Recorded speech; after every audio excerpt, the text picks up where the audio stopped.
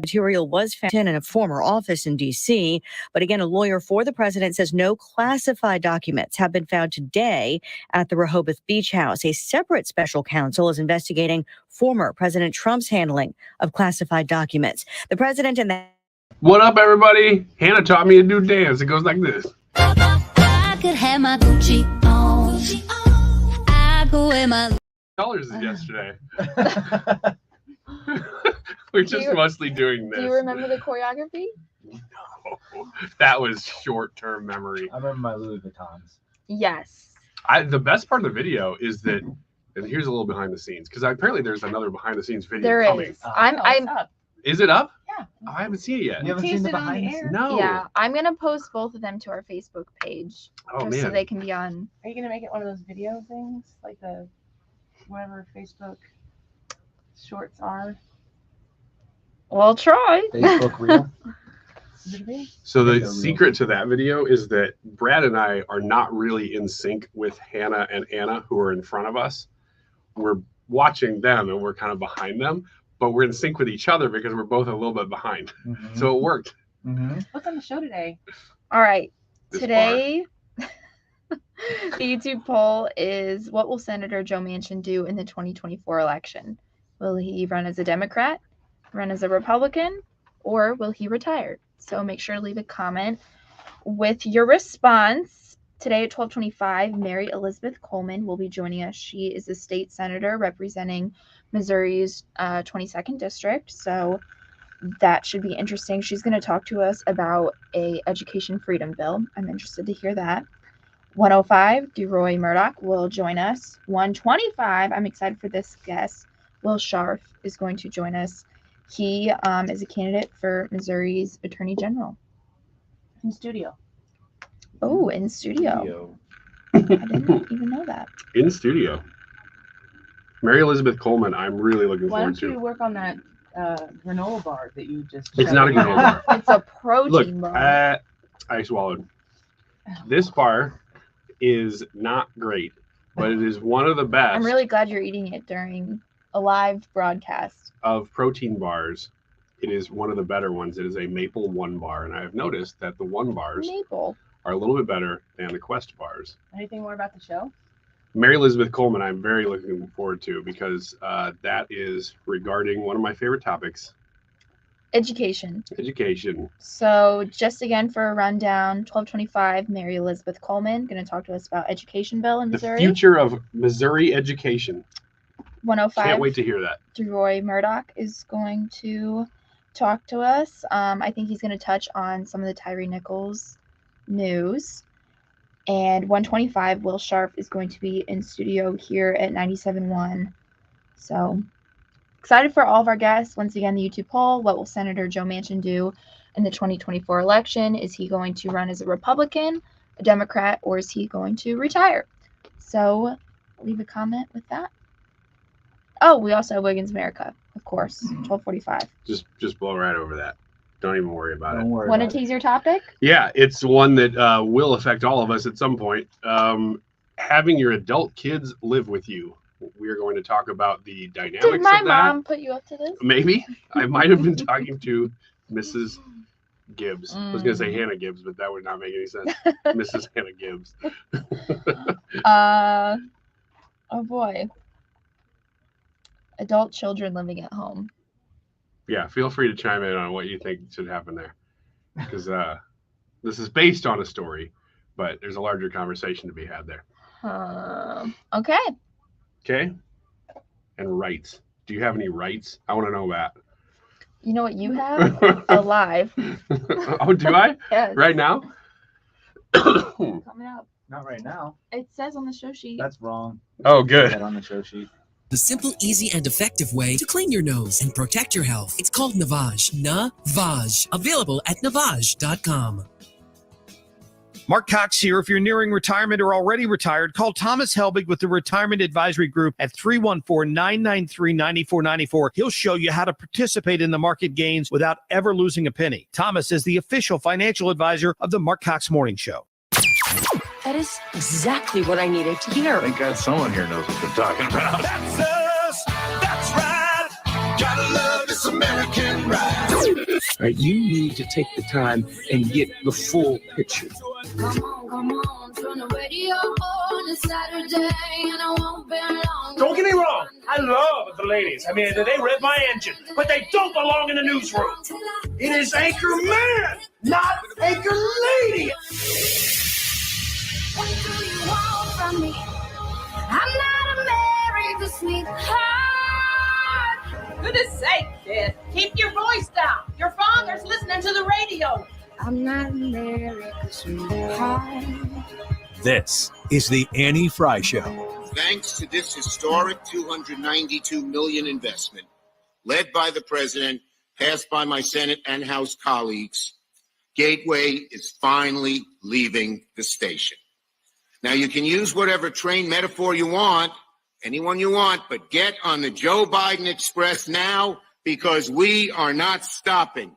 Yeah, I'd say that train's left the station. I don't understand the current emphasis on Joe Biden for president, why a lot of people are coming out and really pounding the table. If they're not responding to some other push that we hear potentially outside of, our neck of the woods and cable news media and news talk radio, where you have to ask the question, can this man continue to run the free world? And the answer is, it doesn't really appear so. Here's a little clip from President Biden. There's nothing we can't do. Nothing. When the hell has America ever set a goal that it didn't reach? When has it ever? Name me a time. Name me a time when America's gone through a crunch and didn't come out stronger on the other side than went in. I think I understand what he was getting at there. He might have a point, a pro-American comment there, but Brad, you ever talk to your parents when you were little, when you came home and you thought everything was going fine and then your mom or dad snaps and you're like, they must have had a rough day at work? Yeah, I've had those days. I've had those days as the parent. I can't. It's scary. I can't stop thinking about that line from Austin Powers where it's like, it's part of the unfreezing process. I have trouble controlling the volume of my voice. It's just a little jarring. What is it? Does it mean, does that clip in and of itself mean the president can't be the president anymore? No, I would cite to you a whole host of other reasons. Other reasons that really, really matter. James Clyburn, the man who made the president in South Carolina. And that's what Joe Biden is doing now. He's running around and he's going to Baltimore to look at whatever they did over in Baltimore, going up to New York to look at that tunnel that I've gotten lost in I don't know how many times, and fixing all of that.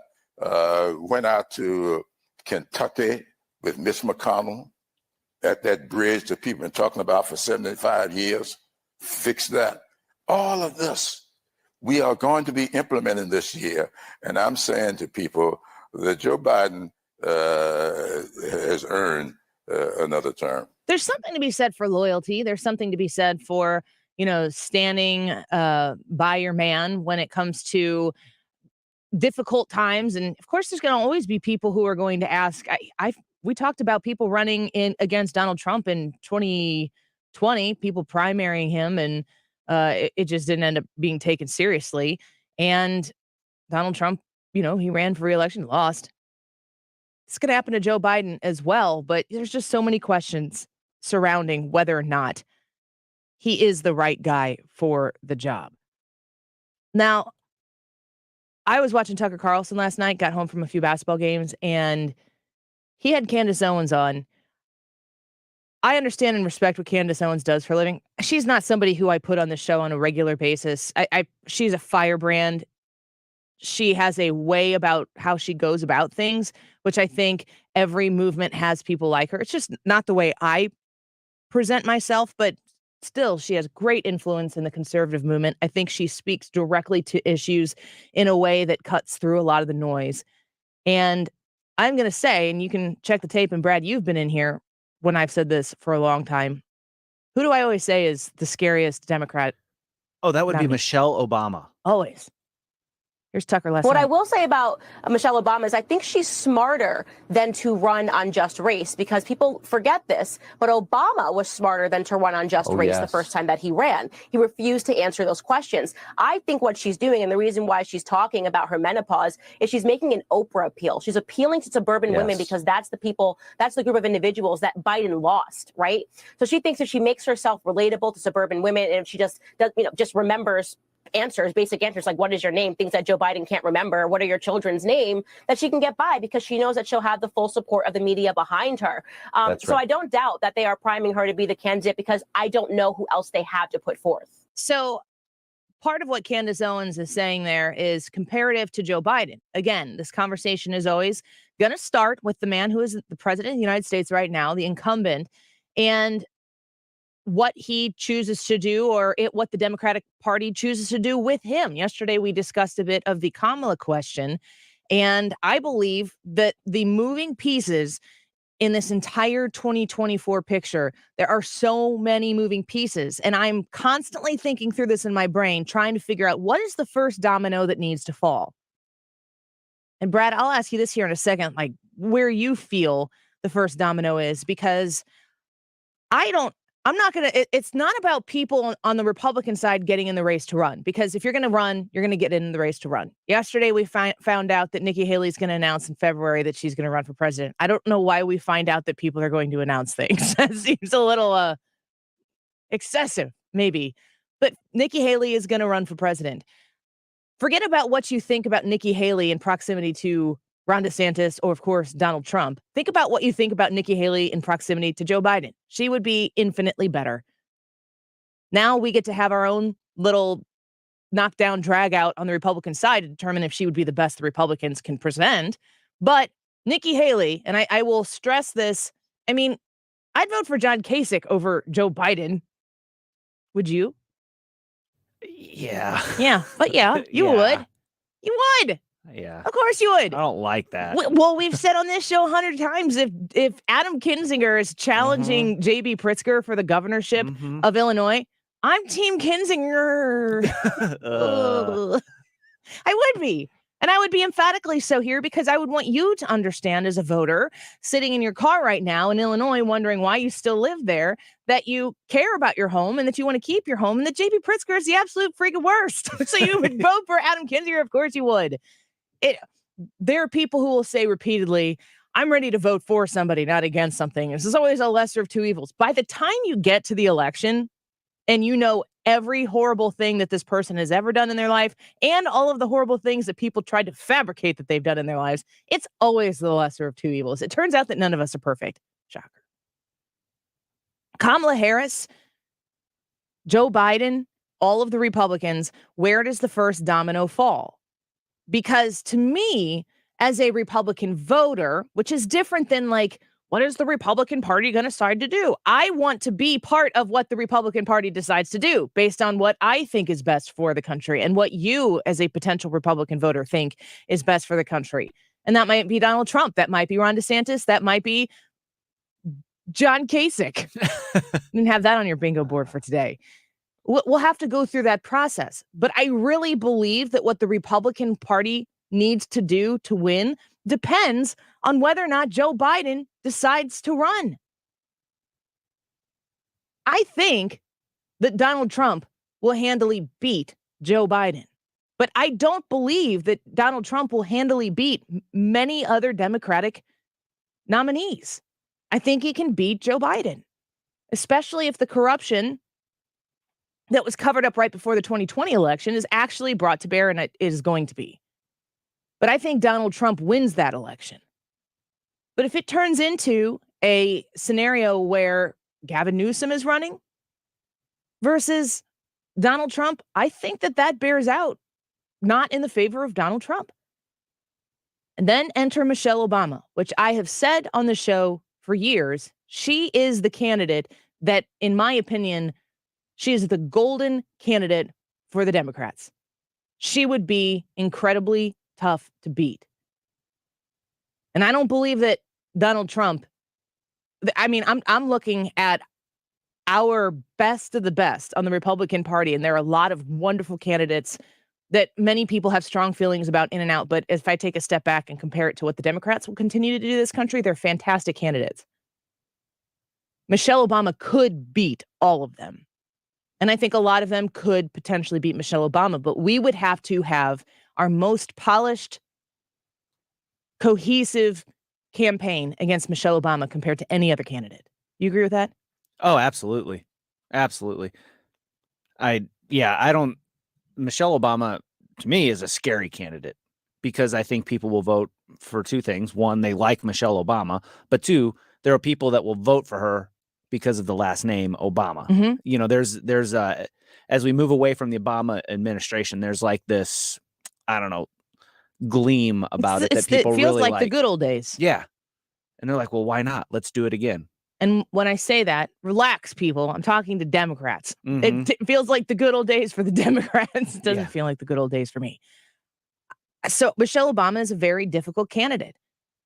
What happens if Joe Biden doesn't run? Yesterday, we talked about what happens to Kamala. I said, fortunately for us, that's not our problem. They can figure that out themselves.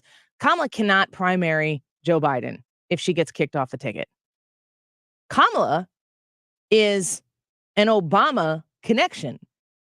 In many cases, the reason Kamala is on that ticket with Joe Biden is because of the influence of the Obamas. So what has to fall first? Because I think the Democrats, and Joe Biden specifically, are looking across the aisle. If Ron DeSantis gets in this race officially, I think the Democrats have to think long and hard. Like, how big does Ron DeSantis likely beat Joe Biden? I think Joe Biden's best chance at winning re-election is against Donald Trump, but I think Donald Trump wins out. I don't think that Joe Biden wins re-election.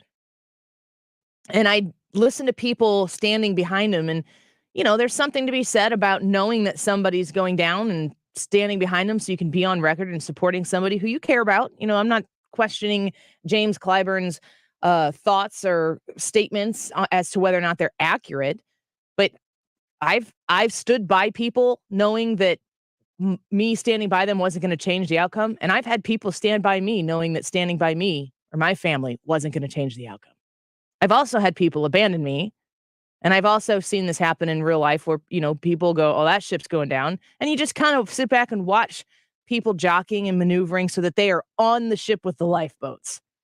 That's what everybody's going to be doing right now. It's what people have been doing in the Republican Party while Donald Trump is figuring out how to navigate this primary. It was interesting on the Brian Kilmeade show right before this started, very important point about Nikki Haley and him getting in and the fact that Donald Trump hasn't hit her too terribly hard yet. The point was made, and I echo what I heard on the Kilmeade show because it was a good point and I don't want to make it my own. Listen to me having my computer on. If Donald Trump is running, which he is, and he's going to have challengers, which he does. John Bolton, of course, has announced he's running. Nikki Haley is going to announce shortly that she's running. I assume Mike Pompeo is going to get into this race. We all think that Ron DeSantis has a good shot of getting into this race. The more people challenging Trump, that primary becomes Trump or no. And if you're voting for your favorite out of 5, 6, 10 other people, Donald Trump can win that primary. He won't even have to have a majority of the votes or anywhere near it. He could win with 20% of the vote. So when Nikki Haley says she's not going to run for president and now she says she is going to run for president, she might be running to thin the anti-Trump side of the primary, and maybe she's the VP. She'll go in there and she'll refuse to attack Donald Trump. She'll tout her accomplishments within the Trump administration and the ones that got her to that point and potentially be the VP. There are going to be a lot of people who are working to disparage and pull down people intra-party. That's the way the system goes. It's kind of an awesome system because we get to do and say what we want in this country still for the time being. But the question still remains, where is the first domino? Who blinks first? If Joe Biden announced tomorrow that he was not running for re-election, it would immediately cause all parties to readjust, to refocus, to go to a plan B, C, or D, because the playing field will dramatically shift. If he were to come out and say he absolutely is running again, and to officially declare that, same thing. The Kamala question is a big one. The Joe Biden question is a big one. And for the Republicans to wait and see what the move is on the left as to whether or not they want to run, there's a lot of things to take place. And I don't really know what the time frame is of when we'll be aware. The one thing that's very important to understand, though, is that the Republicans that are in the House that have a majority right now, we've seen essentially 3 weeks of actual work out of them. 3, in my opinion, A+ weeks. They are going to have to repeat that every month of their majority because they need to expand the majority in the House. Shift over to the Senate. I think it's 23 out of 34 seats that are up for re-election in 2024 are held by Democrats. The Democrats will have to defend 23 of 34 seats, which is an amazing field for the Republicans because it includes senators like Sinema in Arizona, who is no longer a Democrat, but caucuses with the Democrat, and Joe Manchin in West Virginia. That's today's YouTube live chat poll. Want to invite you to join us on the YouTube. Yesterday, we had a great YouTube day. Lots of people came to subscribe. We got over 5,000 subscribers. Super excited about that. We appreciate each and every one of you that came to see that and the dancing video. We'll talk a little bit more about that later in the show. But we have a poll every day, and you access that poll and weigh in on that poll by going to YouTube. You can go on the app on your phone. You can, on your desktop, of course, on your computer, and find the live chat portion of today's live broadcast. And it says, what will Senator Joe Manchin do in 2024 election? Is he going to run as a Democrat? Will he run as a Republican, or will he retire? He's going to have a very, very interesting election. And we're seeing things like today, he is partnering with Republicans to push back against some ridiculous financial maneuvers that the Democrats have put through to mess with your 401ks. Have you heard this, folks? What they are saying? The Joe Biden administration has said that your fiduciaries are able to do with your 401k investments. Joe Manchin says, no, we're not going to do that. So he's partnering with Republicans. Does that mean he's going to become a Republican? There's been a lot of talk about that. Or will he continue to run as a Democrat in West Virginia? Go vote on the YouTube live chat poll, and we'll give you the results at 2:45. Let's speak with Mary Elizabeth Coleman, state senator of the 22nd District in Missouri, when we come back, on what she is doing to push school choice for the students of the state of Missouri. State Senator Coleman, when we come back. This is the Annie Frey Show. Find the podcast, on-demand audio, and more at 971talk.com/Annie.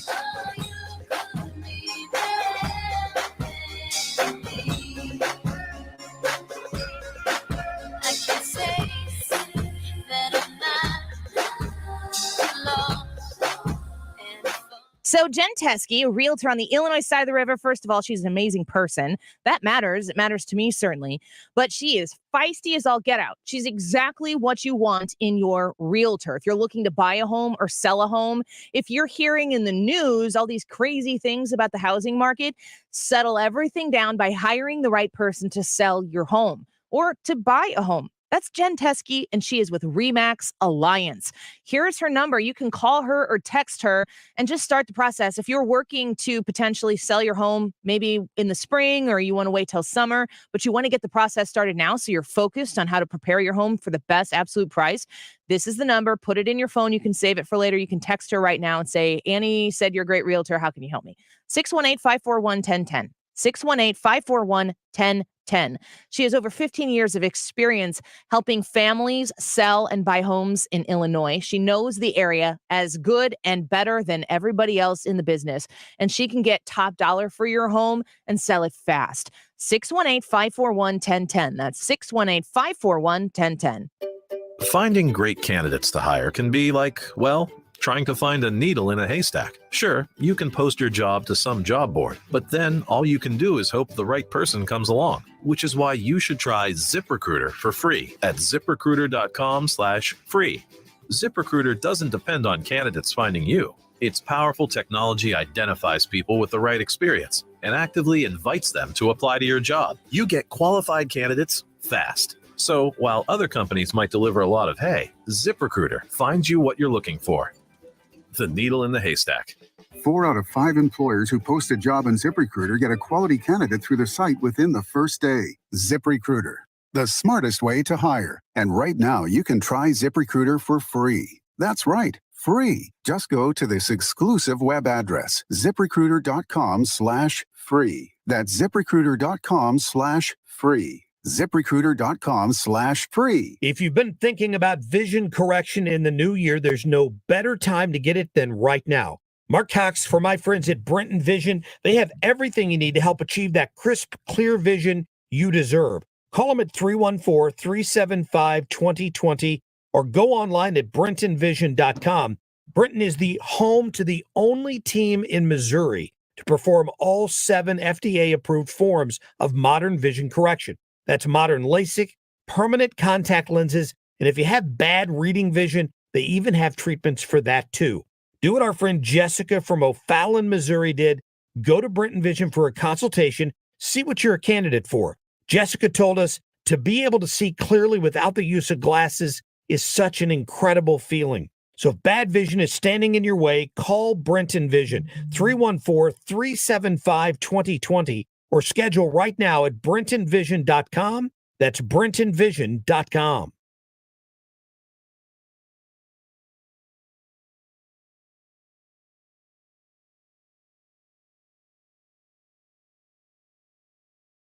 Thank you so much for what you do. On 97.1 FM Talk.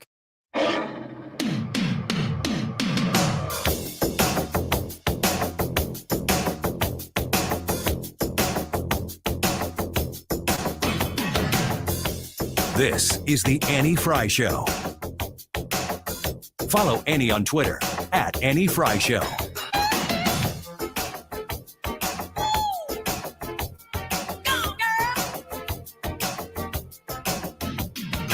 Before we get to our guest here, I didn't know we were going to play Michael Jackson here, but I don't know how this developed in my house.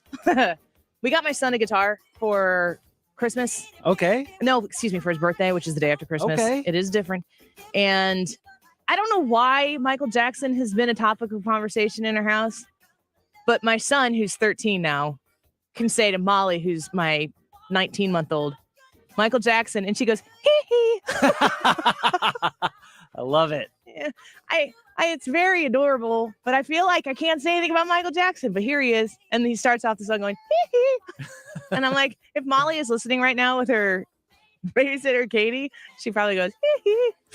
Anyway, let's listen to Vivek Ramaswamy talking about school choice here real quick. And this is about the next generation of Americans. You care about a national identity, that's that next generation. And there's actually good studies showing that for all of the known benefits of school choice, one of them is surprising. You actually get greater civic pride in cases where, in states where students are actually able to opt out of their public schools. The number one opponent, by the way, are of course teachers' unions. That then leads to the next frontier of this debate. They say that public schools can't keep up. Well, you know what? Public schools can compete if we're able to take on those teachers' unions. So we want to talk to our friend here, State Senator Mary Elizabeth Coleman, serving from Arnold in the 22nd District, and she's been in the State House, now in the State Senate, and she is an advocate for school choice for our Missouri students, and it's such a wonderful topic. Thank you so much, Senator, for coming on with us today to talk about what you are doing to advocate for this school choice. Hey, Annie, thanks so much for having me on.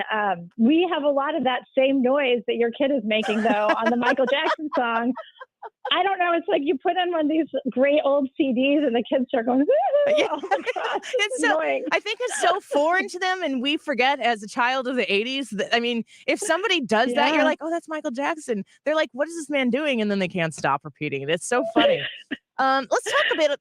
You are advocating. You've got this bill, Senate Bill 81, and I want to talk about that here in a second. But first, I want to ask you, what is the current status of education in the state of Missouri as far as school choice and what has been done to try to give the students, the children of Missouri, the best possible education? Yeah, so last year we had a historic education savings account bill passed. It was a real win for Missouri's families, but it didn't cover all kids. What it said was There's private organizations that create a tax credit, and parents can apply for these education savings accounts dollars to be able to pick which school their kids go to. But it wasn't universal. It's not across the state. It's an incredibly important first step.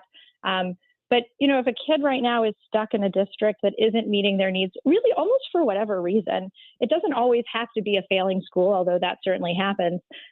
The parents' options are really to homeschool their kiddo, or if they have the means, to be able to unenroll them. And I just feel very strongly that our kids all deserve access to a world-class education. I think our public schools are by and large pretty great, but being able to let the parent pick which school is the right fit for their kid, it's kind of a no-brainer. Yeah, I would agree with that. We're speaking with State Senator Mary Elizabeth Coleman of Missouri's 22nd District. I look at this as two different, entities. Myself as a taxpayer and myself as a mom. And when I am investing, of course, I live on the Illinois side of the river. We have enormous property taxes. A huge amount of that goes to education. I can't imagine that it's much different in Missouri, whatever, much lower property taxes, but there is a lot of money that goes into education. Why in the world would you want the monies that are going from individual taxpayers who have children in any education system? How can anybody advocate that those tax dollars shouldn't go to benefit those kids while they're in school? Yeah, that's right. So in Missouri, we have our foundation formula, and it creates all these different buckets. It's maybe the most complicated government formula I've ever seen. But the upshot of it is there's a state share that is required to be able to go to the kid in whatever school district they're in. And then there's the local tax piece. And as a taxpayer, do I wish that share could follow the kid wherever? I really do. But I think as an important kind of first step, saying, okay, if local entities went ahead and voted for that money for their school districts, then they're going to continue to receive that share. But the state's budget, the amount that we provide through general revenue, you and I paying income taxes. I know you live on the Illinois side, but you sure as heck are paying Missouri taxes. Yes, I am.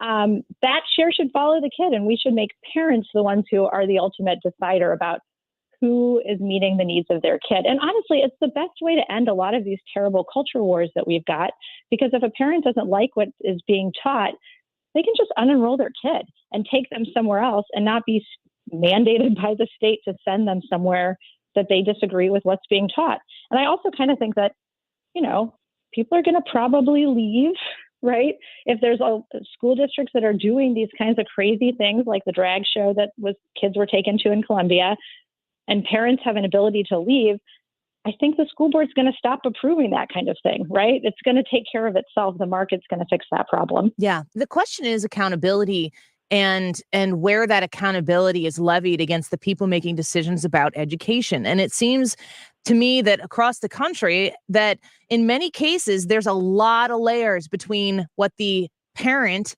expects of the education system for the kid. There's a lot of different ways that you have to maneuver through the system to really affect how your child is educated in any specific place.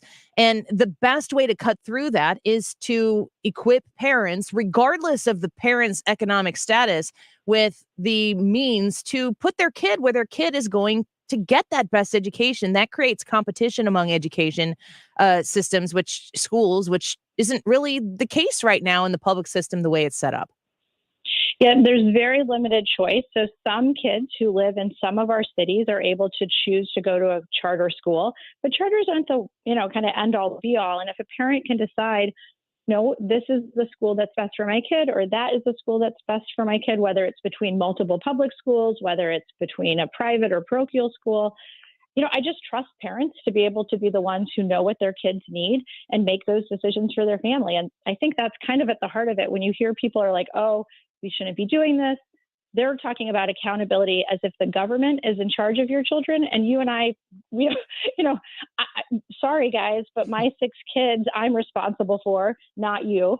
And if parents have the ability to make that money follow their kid, then they're going to be able to just affect a better outcome for that kid. And it's not even always between a failing school. It could just be this school is better suited because, maybe mom or dad's work is closer to that school and it makes it easier for them to do pickup and drop-offs. Or maybe this school has a special program in art and my kid's really artistic, right? There's a whole a million different reasons why a family would choose one school over their other. And you're putting forth this state Senate Bill 81, and I'm going to ask you for like the specifics on that here in a second. But as a mom, mom to mom, when I listen to you explaining, taking you kind of out of that senator role and listening to you talk as a mom, I shouldn't really have to explain to anybody why I choose to send my kid one place or the other. It's really nobody's business. And as a mom, to say, well, it would really be better for my kid to go here than over there, and to explain why. It's like I don't feel like I should have to explain that to anybody on principle. But as a state senator, you've acknowledged that, and you've got to fight to give parents that ability, not the right so much, but the ability to make that application. So talk to me specifically about your efforts to forward this level of choice for Missouri parents and their children's education in Senate Bill 81.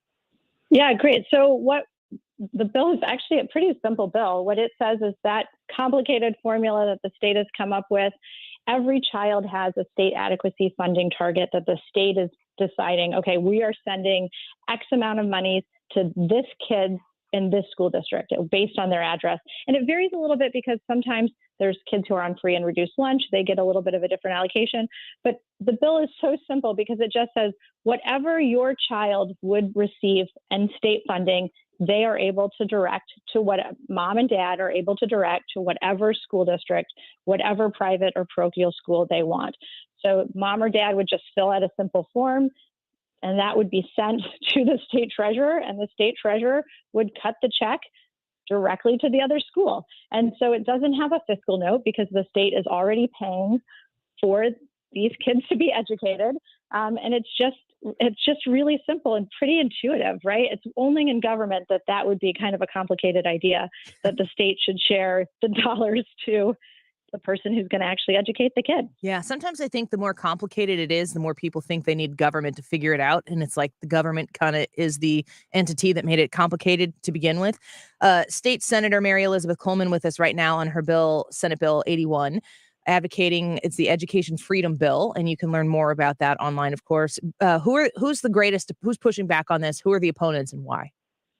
I mean, as you might imagine, the teachers unions think that they know more than parents about what should happen for their kids. The superintendents think that they know more. The school board, I was talking to one school board member this morning, and he was saying to me that he didn't think that people who had paid for, he didn't think that people who had picked a better school district and paid higher property costs to move into that district should lose their property value now because any kid could go to that school, and that they were losing value.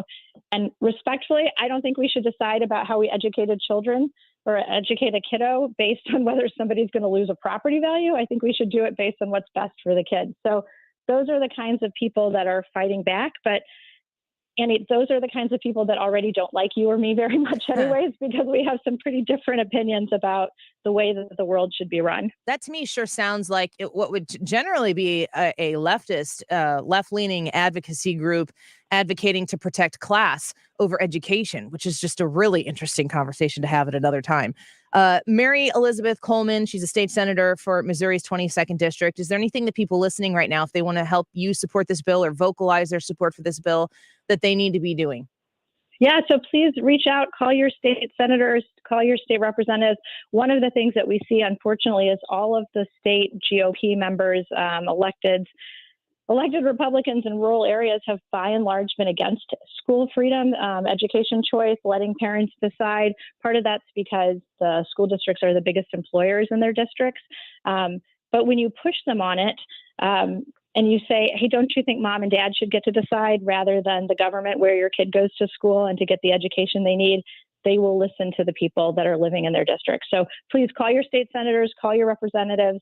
That would be a huge help. And if you want to tweet about it or put on social media, that would be a huge help. Yeah, I'm going to read to you real quick a comment we have from Paul on our Facebook page as he's listening right now. School choice is great for metro areas, but rural have far less choices. How will this help teacher pay in those areas? How does this help raise the poor ranking of Missouri education?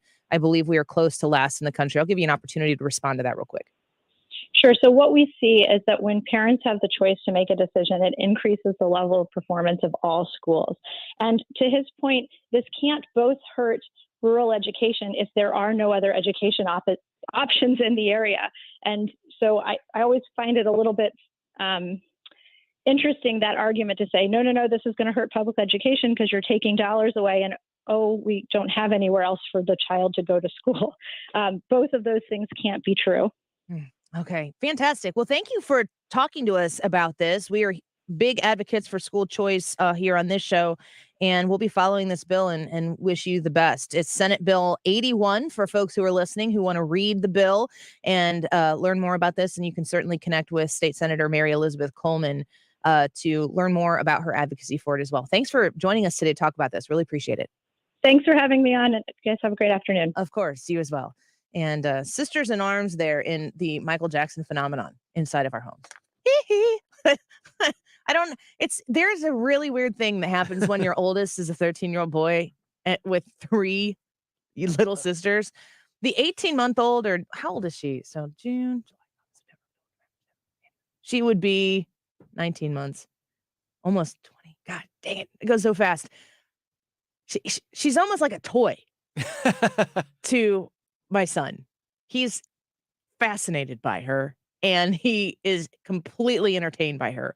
It's the most adorable thing. My oldest daughter, I call her Vice Mom. I have to remind her that you are still a child and you need to act like a child. And by that, I mean, like, go off and do things that are remotely irresponsible and have fun. You don't have to sit here and rock her to sleep, but she loves it. She's super maternal.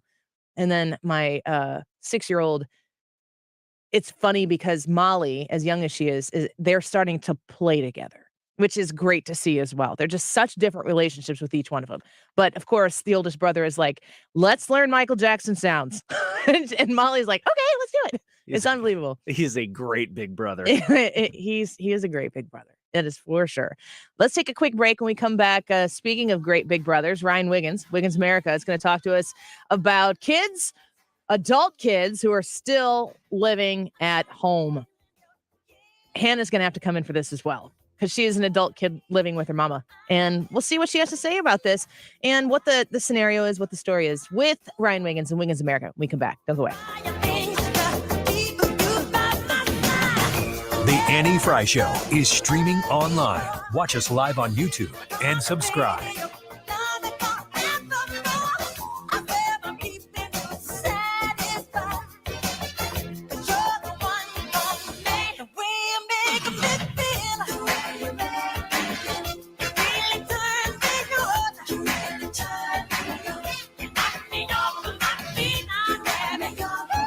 Saving money at the grocery store is key. It's one of the most frequent trips you probably make, and Ruler Foods has the opportunity for you to save. It's just simple. When you walk into the store and start making your purchases, you're going to go, I can't believe how much more affordable it is to shop at Ruler Foods. And I understand a lot of you out there have never walked into a Ruler Foods before.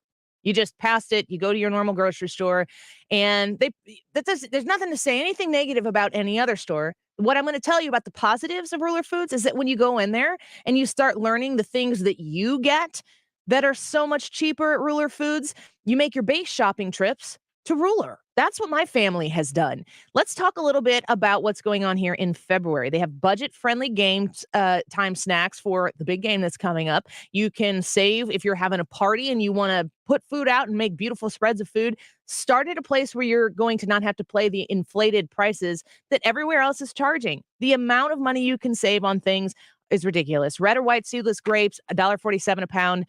Boston butt pork roast, spare ribs, boneless half pork loin, $1.77 a pound. Lay's potato chips or Tostitos, 4 for $8 if you buy 4. Pepsi or Mountain Dew, 12 packs, 4 for $14 when you buy 4. It's just stuff like this you can save every single day. Give it a try. Go in the store, see how nice it is.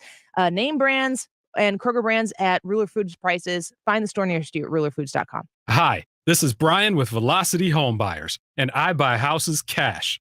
If you own a house and want to sell it fast at a fair price, call me at 314-782-3333. I can pay cash and close in as little as 7 days. I buy houses in any condition and any price range in the St. Louis area.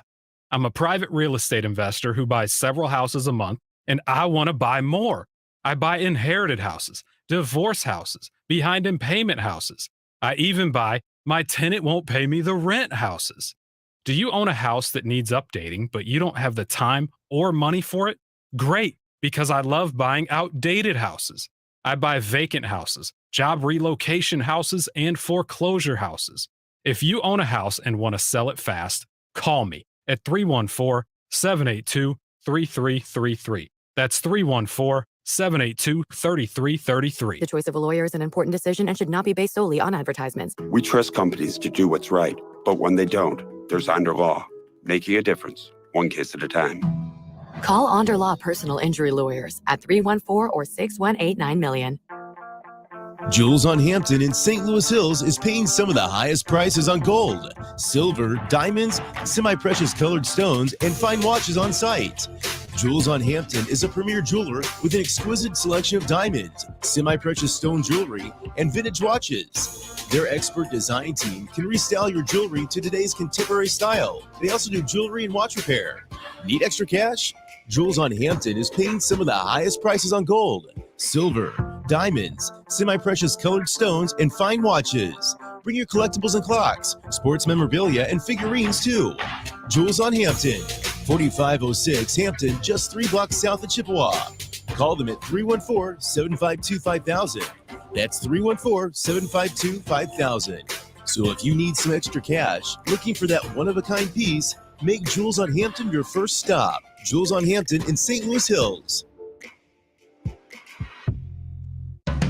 What's it like to go to the South Pole? How do some animals change color? Can you catch a liar? That's dangerous territory. Can you trust a gut feeling? What about yawns? Yes, yawning is contagious. Mike Simpson here, and on my podcast, I've Got Questions. We go through all these things we're curious about and some stuff you probably don't expect. Yo, strawberries are not even fruits at all. So what are they? I've Got Questions. New episodes Thursdays on the free Odyssey app or wherever you get your podcasts. You're listening to the Annie Frey Show live from the Air Comfort Service Heating, Cooling, and Insulation Studio. Air Comfort Service is proud to support Greater St. Louis Honor Flight. Sign your veteran up for the Honor Flight today at gsl.honorflight.org. And for heating services, visit aircomfortservice.com. Filtering the BS pushed by the mainstream media. St. Louis is home for conservative talk. 97.1 FM Talk.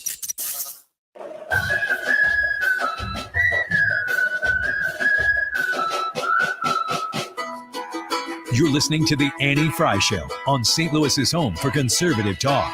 Everybody's always waiting on Friday. Follow Annie on Twitter at Annie Frey Show.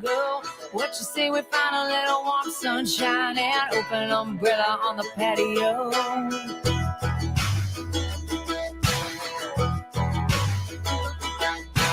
Don't need a reason or a happy hour. Ain't hanging around for a fireworks show. Get a head start, a little sip of something. Off and running, here we go. 1, 2, 3, here we go. Welcome back to the Annie Frey Show. Just got done speaking with State Senator Mary Elizabeth Coleman about the school choice bill she's introducing in the Senate. It's Senate Bill 81. Very interesting topic of conversation. Make sure you rewind on the Odyssey app to about 12:25 when we started that discussion with her.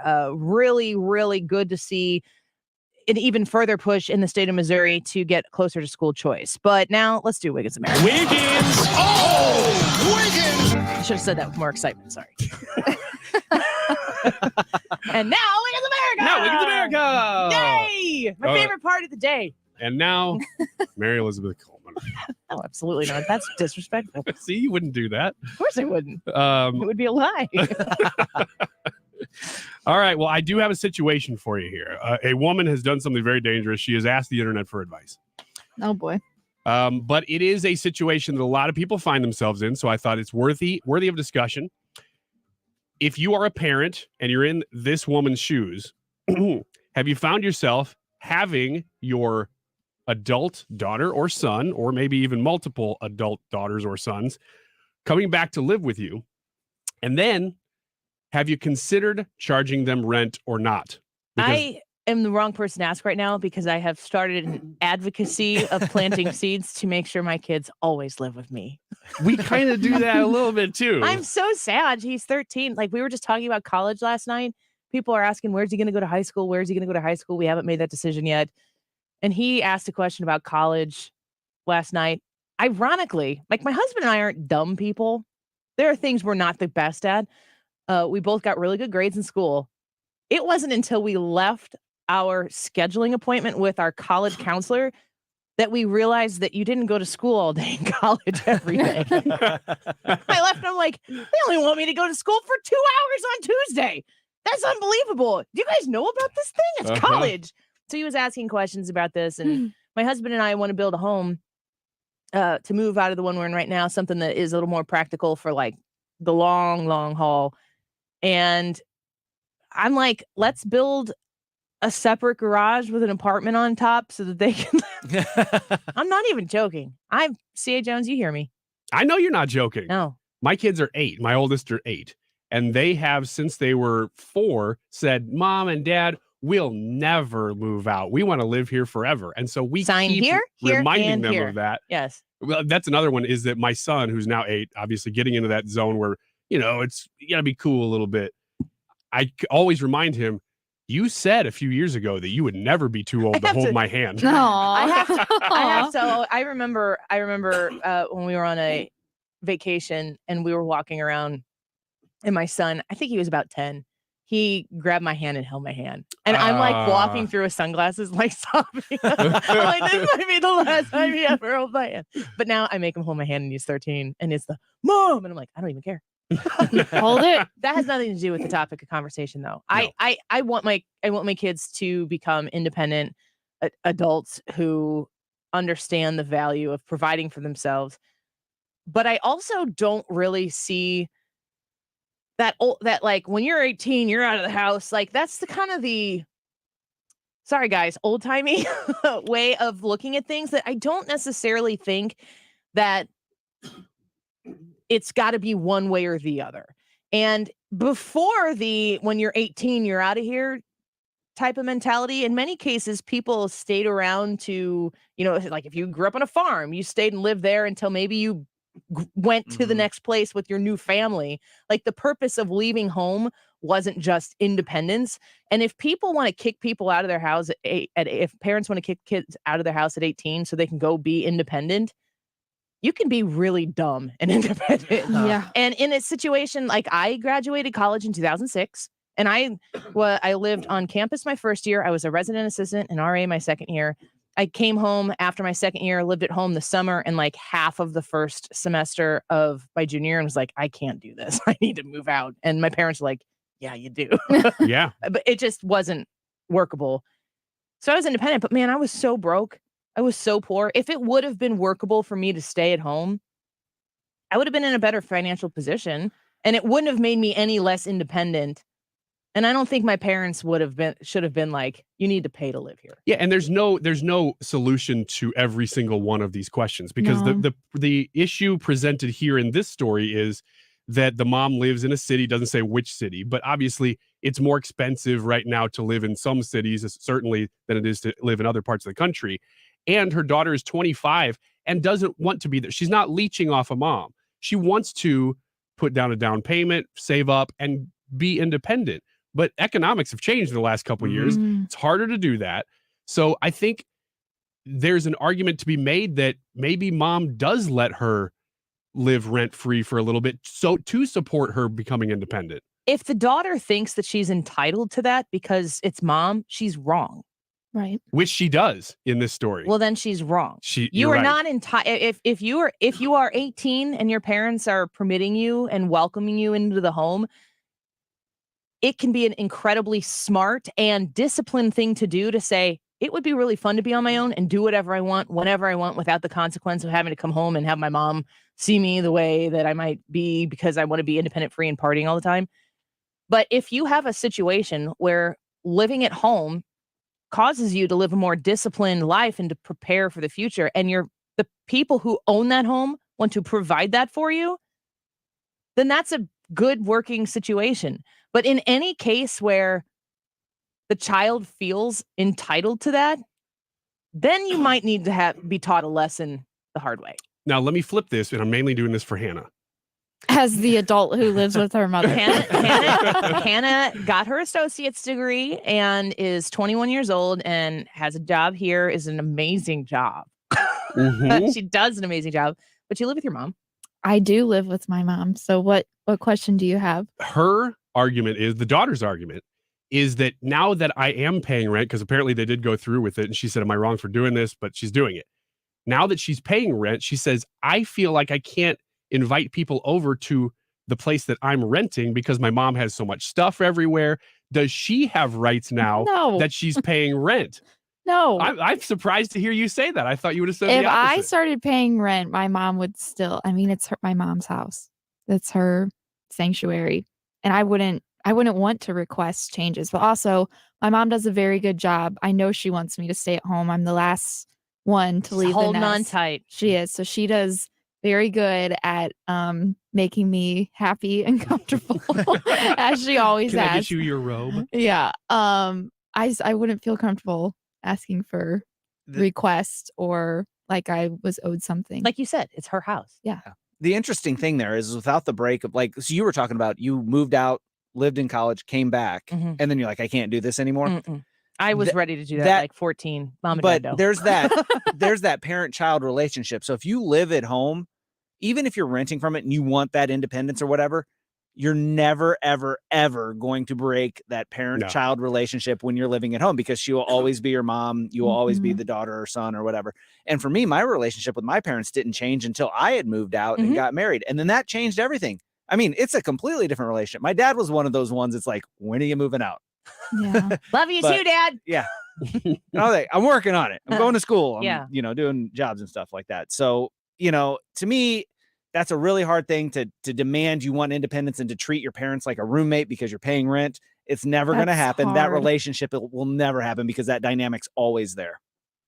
Yeah, I would have a tough time ever charging rent to my kids unless it got to be where they were clearly they weren't doing anything to try to get out. My husband and I have said that we might make our kids pay for their college, like live at home, pay for your college yourself. And if you graduate in a position where we think that you've accomplished it, you get your degree, that we will put the money that they paid for college, their tuition, in a savings account and pay them back at the end of it instead of paying for their college up front. Plus, it's incentive for It's them a to thought. finish. Yeah. Big chunk of cash at the end. Yeah. If you do it.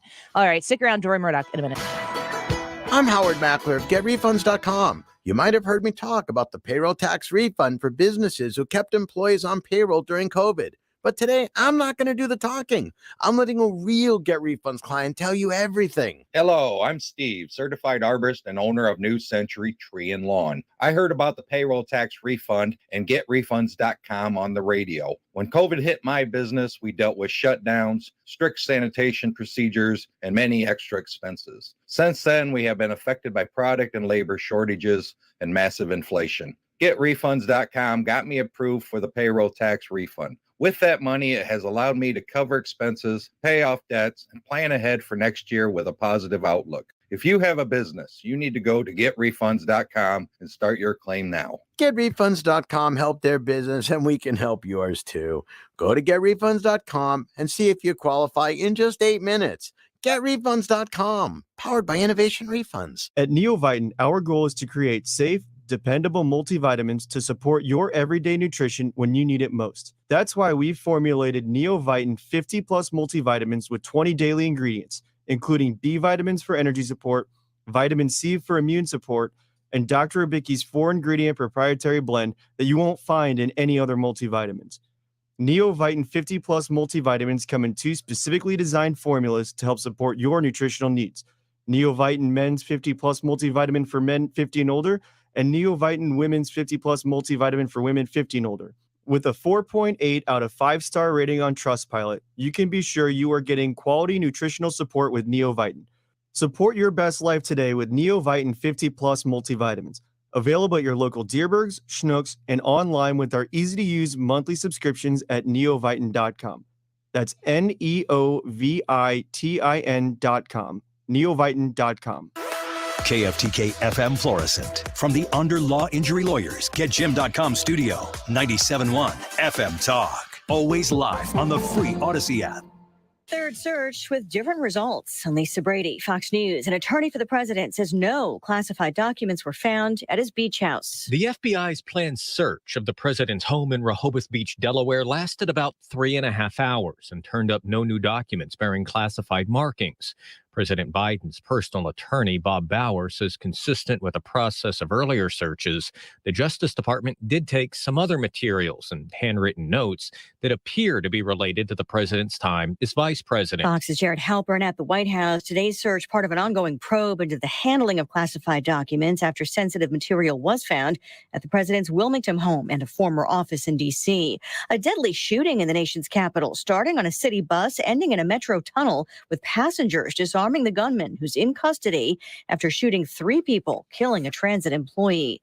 The flow of fentanyl, part of the focus at the first of 2 House hearings on border security. Any amount smuggled in a backpack or a fanny pack or even in somebody's pocket can be enough to kill thousands of people. Brandon Dunn co-founded the awareness group Forever 15 Project after losing his 15-year-old son to a counterfeit painkiller pill sold by a drug dealer and containing 4 times a lethal dose of fentanyl.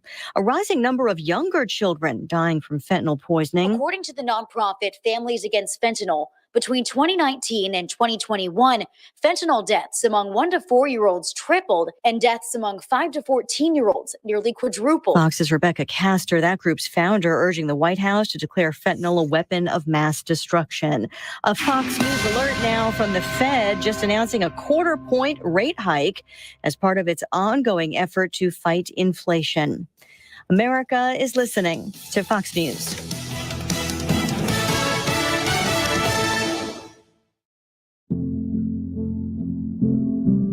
Kids across America are going to school hungry. Millions of kids every day. Hungry kids get sick more often and can struggle in school. It can be harder for them to focus and learn. But one simple thing can help change all of this for a hungry child in America. Good, healthy food and the energy it brings. With help from caring people across America, No Kid Hungry is providing healthy meals and hope to hungry kids so they can build better futures. We want to ensure that all of our kids have healthy meals every day. Thank you. Thank you for helping feed our kids. To learn more about ending child hunger in America, go to helpnokidhungry.org today. Air Comfort Service, heating, cooling, and insulation, weather. The temperature bounce continues this afternoon, partly sunny skies. Now, it's still cold, but a little better than yesterday, 38. Tonight, lots of clouds in place, 25. Thursday, partly to mostly cloudy skies.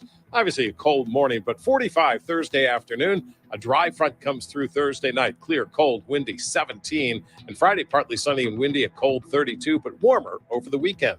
This is 97.1 FM Talk. Chief Meteorologist Dave Murray.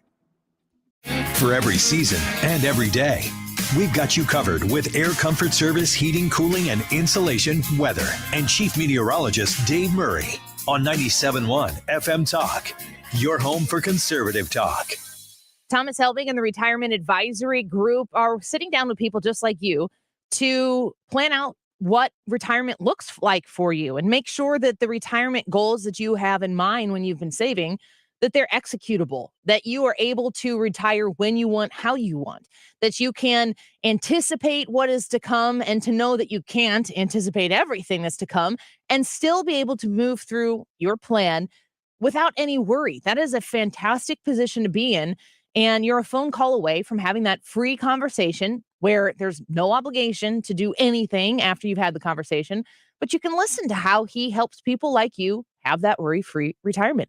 314-993-9494. You call that number, set up an appointment at your convenience, and have a conversation with Thomas Helbig, with Bob Kershaw, with his wife Tammy, and talk to them about where you are and how they can help you get to where you need to be. 314-993-9494, retirementkey.com. Hi guys, it's Mark. Are you struggling with erectile dysfunction? Did you know that a major medical breakthrough is now available and it isn't a pill? Today, Wednesday, February 1st, we're running a one-day special you won't want to miss out on. Pineview Medical Clinic uses the most powerful form of wave therapy. This is a technology clinically shown to repair blood vessels and improve blood flow. It's backed by 60 clinical studies, including from Cambridge. If you're ready to regain the spark in your bedroom, today is your day. Call us now and you'll qualify for the assessment and ultrasound totally free. You'll also get a gift that can produce rapid and powerful results in the bedroom in minutes. You're going to love that one, guys. Trust me. And today only, we're offering 6 tune-up treatments to our patients free. This is an unprecedented offer worth hundreds of dollars, but call today and qualify totally free. Call 314-530-7777. That's 314-530-7777. Guys, put a stop to your erectile dysfunction and get your life back. Call Pineview Medical Clinic now to qualify. This offer ends today, Wednesday, 314-530-7777. Join Mosby Building Arts every Saturday from 12 to 1 p.m. on 97.1 FM. Rich Orse and guests give insider tips about renovations, design, construction, exteriors, and more. Tune in to Right at Home with Rich on Saturdays or catch the podcast online.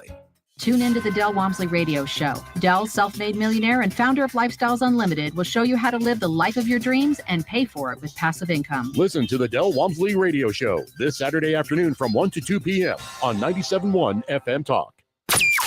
That is exactly what I needed to hear. Thank God someone here knows what you're talking about. That's us. That's right. Gotta love this American ride. Right, you need to take the time and get the full picture. Come on, turn the radio on. It's Saturday and I won't be long. Don't get me wrong, I love the ladies. I mean, they rev my engine, but they don't belong in the newsroom. It is Anchor Man, not Anchor Lady. What do you want from me? I'm not America's sweetheart. Goodness sake, kid. Keep your voice down. Your father's listening to the radio. I'm not America's sweetheart. This is the Annie Frey Show. Okay, well, let me ask you, the Chief C.J. Davis, in my interview with her, she said that all the officers being black, it takes race off the table. Do you agree with that? No, I don't. I think that I understand what the chief was saying, and I think she really handled this situation in a very professional way. She moved swiftly. She ensured that those officers were removed from the department. She took all the necessary steps. But I think race is still on the table. When a culture of policing historically has treated those from different groups differently, even when the individuals are from that same group, that culture can still exist. And we have to zero in on it, being honest about it, and making sure that we properly train police for the realities of the cities that they are policing in.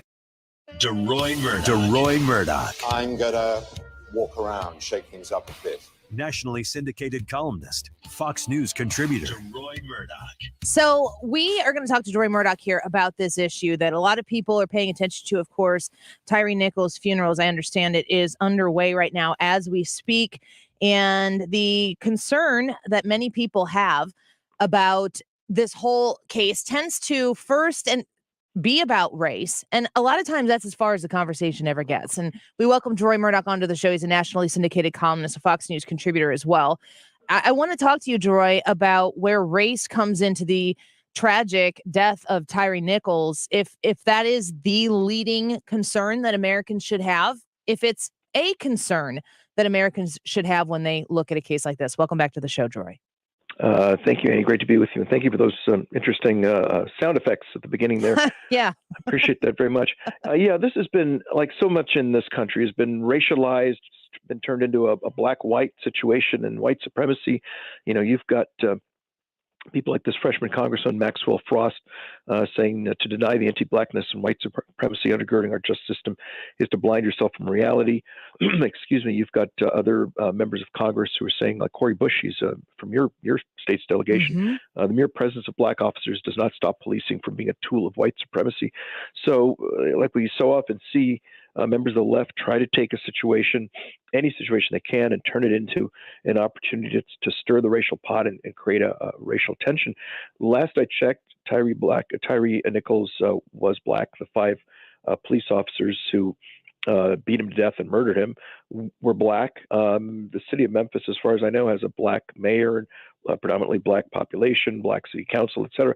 So where's the whiteness? And how is it that these somehow the ghost of Robert E. Lee or the ghost of Jefferson Davis or the ghost of Jim Crow somehow gets the minds of these black cops, and they suddenly go out and attack this guy and kill him? I mean, I don't see what the racial angle is here. There is, of course, an angle of police brutality. There's definitely an angle of police misconduct, excessive force. We want to talk about those things. Those are all perfectly relevant. But to turn this into yet another opportunity to tear the country in two over race, I think is completely inappropriate, absurd, and twisted. We're speaking with Deroy Murdock right now, and we're talking about the situation when it surrounds Tyre Nichols' death, the officers that had been relieved of their responsibilities, many other individuals who are around or involved in this in some case have been relieved of their duties as well. It's hard because for me as a suburban white woman, which means something to somebody out there, I don't know what that really should say about me just because people know that I'm a suburban white lady. I don't know what it's like to be Tyre Nichols. I never will understand what it's like to Tyre Nichols, to be white and to observe these situations, to have a lot of people telling you that race is the factor in this scenario. As you point out, those police officers, they were black as well. People on the left, including black individuals on the left, are saying that those black officers were operating in a system that is run by the idea of white supremacy, that it is so prevailing that even those black officers would be willing to work in the confines of those systems and those standards and take the life of Tyre Nichols.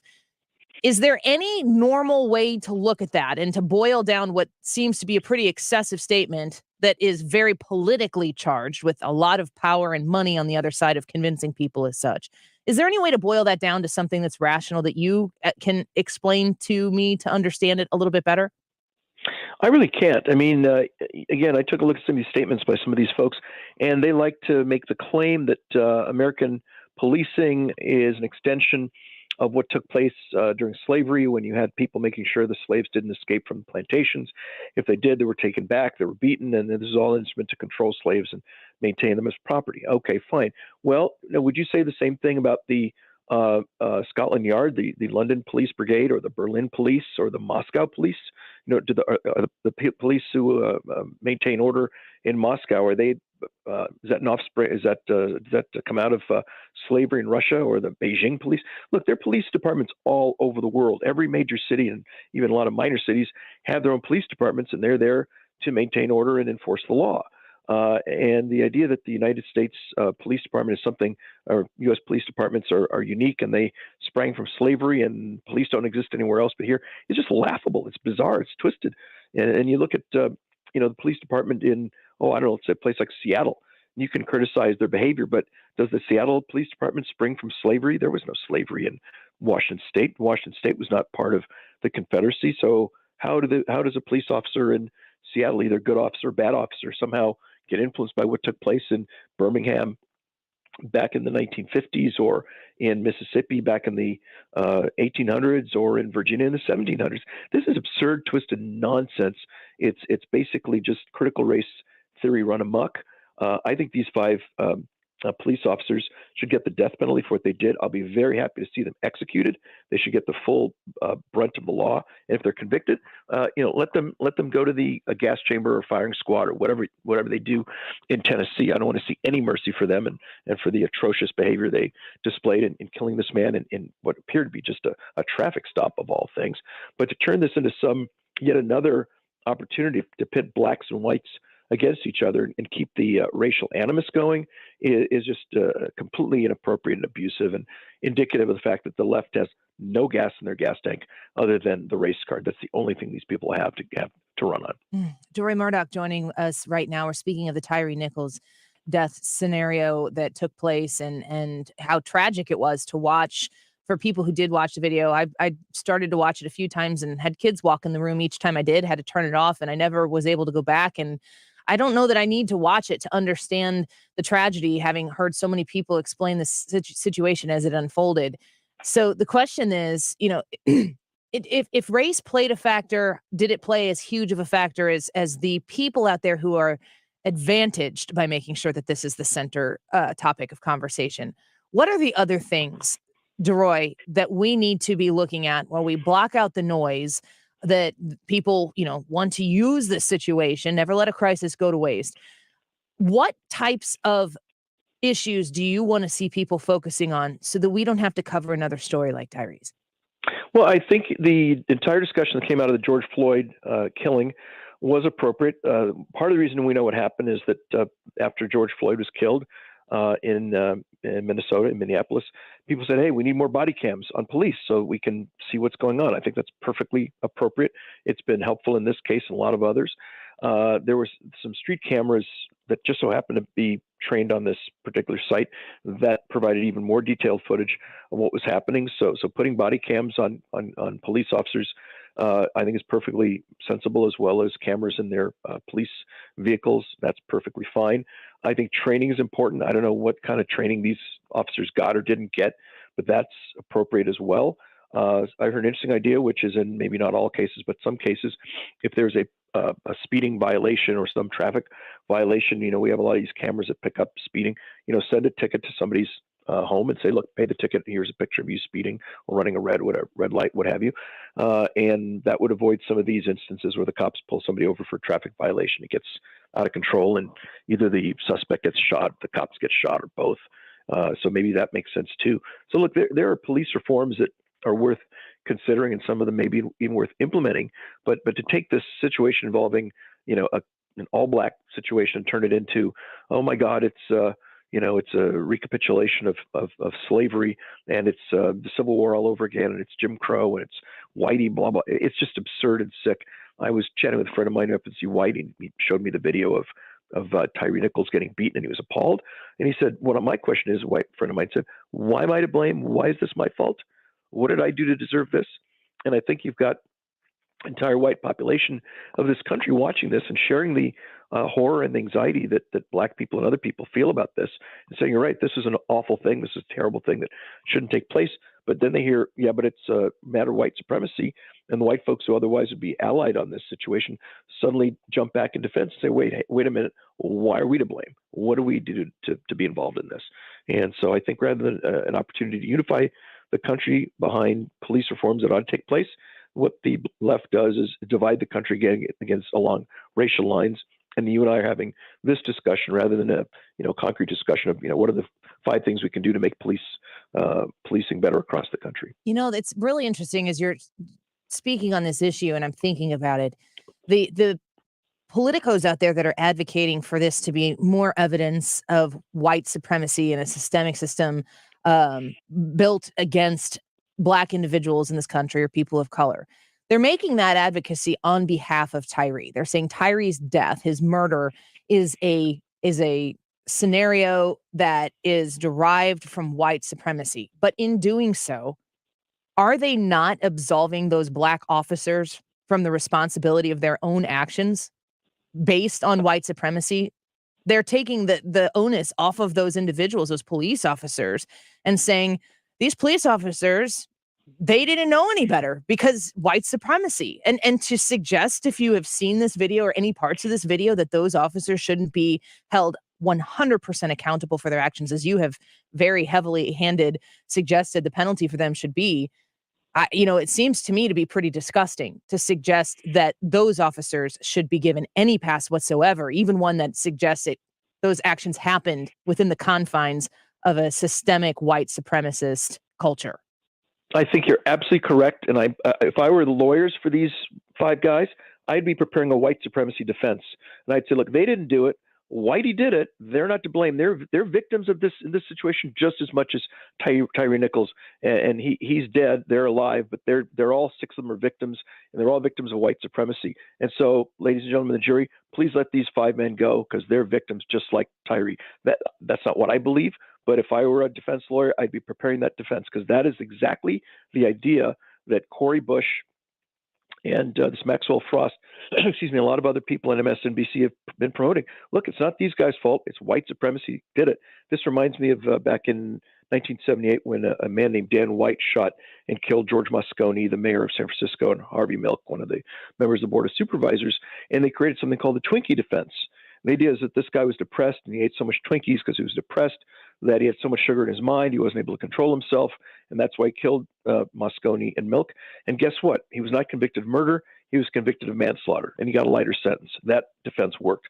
So maybe these, based on what the left has been pushing, we would have a brand new thing called the white supremacy defense, which says black people can't control ourselves. We don't know what we're doing. We're all guided by the ghosts of the Confederacy and the ghosts of Jim Crow, and they're the ones who, like an invisible hand, guide our actions. And we have no moral culpability or moral responsibility for what we do. We're like puppets, just like Big Bird or Kermit the Frog. Man, it's really sad to know where this story is going to go in the coming days and weeks and months, and to know the tragedy of the loss of the life of Tyree Nichols, how it's going to be used for other people's political advantages. It's gross, and it hasn't happened already. But you're always on it, Deroy. We love having you here. Thanks for being back with us. Okay, Annie, great to talk to you. Thank you. Well. Bye-bye. Deroy Murdock, he's a nationally syndicated columnist and a Fox News contributor. Great conversation there. And, listening to Deroy Murdock speak on these issues as somebody who is here with us each week, we talk to him about a whole variety of issues. In many cases, he talks to us ahead of time about articles that he's written, and we go based on the topic of conversation that he brings to us. And this topic that he brought to us is about race. And listening to a man, you might not know this, you might just hear Deroy on the radio, but he himself is a black man. And listening to him talk about these issues as somebody who is experiencing life as a black individual, it's a very important part of the conversation. And we're grateful that he shares it with us each week. It's always interesting. When we come back, we're going to speak with a candidate for Missouri Attorney General. Will Scharf is going to join us in studio. He's a former federal prosecutor for the Eastern District of Missouri. He's a former policy director for the Missouri Governor's Office. He worked on confirmations of Justices Brett Kavanaugh and of Amy Coney Barrett.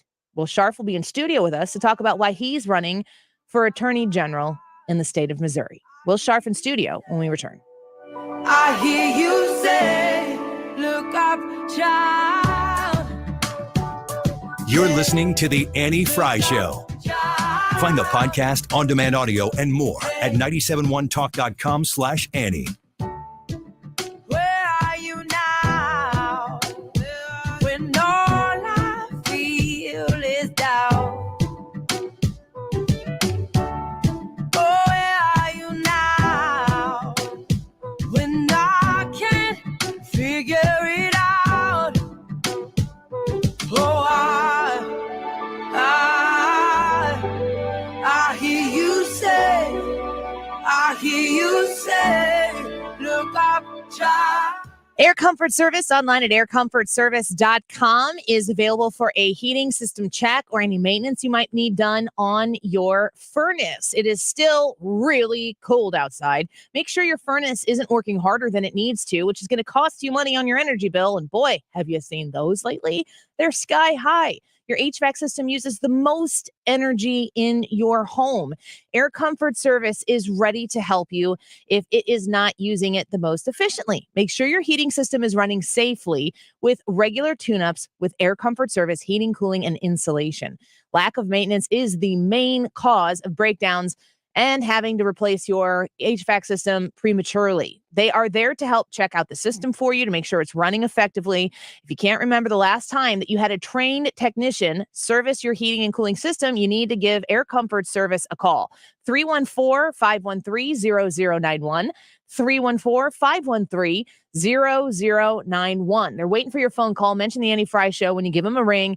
Check out their website and their Google reviews. They are fantastic. Go to aircomfortservice.com. Football's biggest game of the year is coming up February 12th. But if you're looking to travel in 2023, the biggest day of the year for you is February 4th. It's AAA Travel Marketplace. It's the super big, can't-miss travel event of the year. AAA Travel Marketplace features tons of cruise and tour partners all under one roof with limited-time special offers for huge savings on your next dream vacation. AAA Travel Marketplace, Saturday, February 4th, 9 a.m. till noon at the Holiday Inn at Watson and Lindbergh in Sunset Hills. Get all the info at AAA.com/travel show. Hi, this is Thomas Helbig with the Retirement Advisory Group. Hi, I'm Bob Kershaw, Tom's nephew.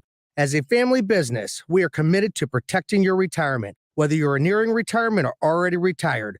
What if it were possible? to protect you from market downturns without having to make an emotional decision to buy or sell? What if you could take advantage of a strategy that would automatically take you out of harm's way during the bad years and position you for the growth opportunity during the good years? The secret is in linking safely to the market without putting your principal at risk. By linking to the market instead of owning the market, you can participate safely on autopilot and lock in your gains without creating a taxable event. Go online at retirementkey.com for a no-obligation retirement review. Learn the strategies that have helped our clients retire with confidence for the past 36 years. And just for coming in, you'll get a copy of our latest edition book, Your Key to a Worry-Free Retirement. So go online at retirementkey.com.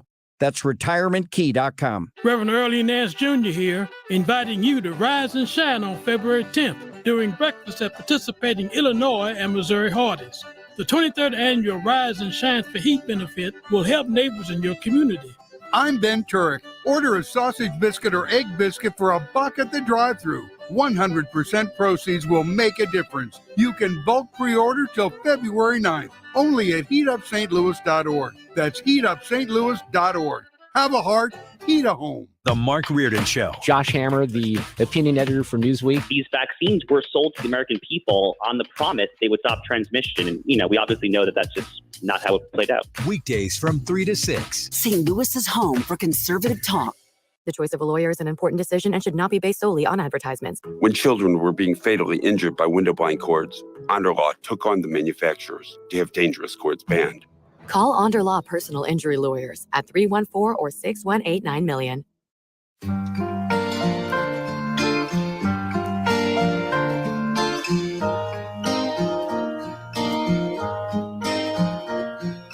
Once there was this kid who got into an accident and couldn't come to school, but when he finally came back, his hair had turned from black into bright white.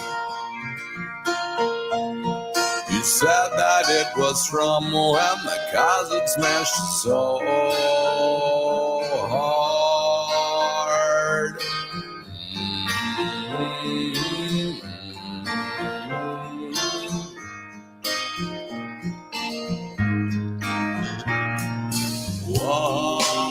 Welcome back to the Annie Frey Show. We're glad you're here with us this afternoon. Nice little Wednesday for you. Cold outside, but it looks nice. So it's like one of those good days to look at, but not really be in, at least if you hate the cold like I do. We had a good conversation at 12:25 with State Senator Mary Elizabeth Coleman. She's talking about school choice and her Senate Bill 81, where she is advocating for school choice for more people, for more portable funds for kids in Missouri to be able to go to a school that is best for them based on those parents' choice. It's called the Education Freedom Bill. You can look that up or just rewind about an hour ago and listen to that conversation on the Odyssey app. Now we are joined in studio. Very excited to have Will Scharf back in the studio. Will, thank you for being here today. Great to have you back. Thanks so much for having me. Yeah, you guys were my my first radio interview after I left the U.S. Attorney's Office, and it's a real honor to be here for my first live interview since declaring to be a candidate for Missouri Attorney General. Yeah, so. It's exciting to see this arc. And the reason we connected with you the first time was because you had put out a Twitter thread, which you were apt to thread on Twitter. And you were just talking about the realities of policing, of crime, what really goes on in the justice system. And you have now officially launched your candidacy for Missouri Attorney General. Tell me about where you've been in your career so far and why you feel like the next step for you and for the state of Missouri would be you being that Attorney General for the state. Sure. So the last 2.5 years, I worked as a federal prosecutor here in St. Louis. As you know, I was in the violent crime unit in the U.S. Attorney's Office, prosecuted crimes like carjackings, bank robberies, felons in possession of firearms. Really everything you think you'd find in a city with the crime problems that we have here in St. Louis.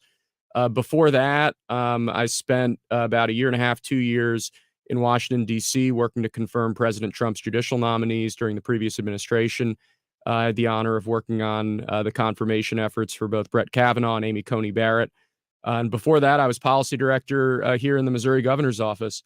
And then before that, I worked campaigns here in Missouri and was involved with grassroots conservative activism and organizing here. So, the Attorney General in the state of Missouri previously was Eric Schmidt. He is now in the United States Senate. We saw him have a lot of advocacy for different issues when there were threats to freedom for people in the state of Missouri. And I'll tell you, as an Illinois resident, a lot of the things that he was able to take and challenge affected me across the state because he pushed back on overreaches into our personal freedoms. It was a very broad reach that he was able to partner with other states and enact his rights, his duties as Attorney General. I'm curious what you see a main focus or a few main focuses that you would like to have based on the experience that you have as being a prosecutor and working within the law in so many different capacities. Where do you see taking the Attorney General position, if you were to be elected to it, further and moving that ball down the field? I think you hit the nail on the head talking about now Senator Schmidt's experiences taking on the federal government and taking on the woke left. I think the most solemn responsibility of the Attorney General is as the protector of rights of the people of the state of Missouri. And when we see federal overreach, when we see, I think really growing tyranny on the part of the federal government, it's incumbent on state office holders who have the power to stand up and fight that. And I think Schmidt did a very good job of that. If I were elected Attorney General, I would try to do the same. I think on the crime issue, if we don't solve the crime problem we have in St. Louis and Kansas City and our cities here in Missouri, this state just does not have a bright future. Crime isn't just about crime. Crime is about the economy. Crime is about education.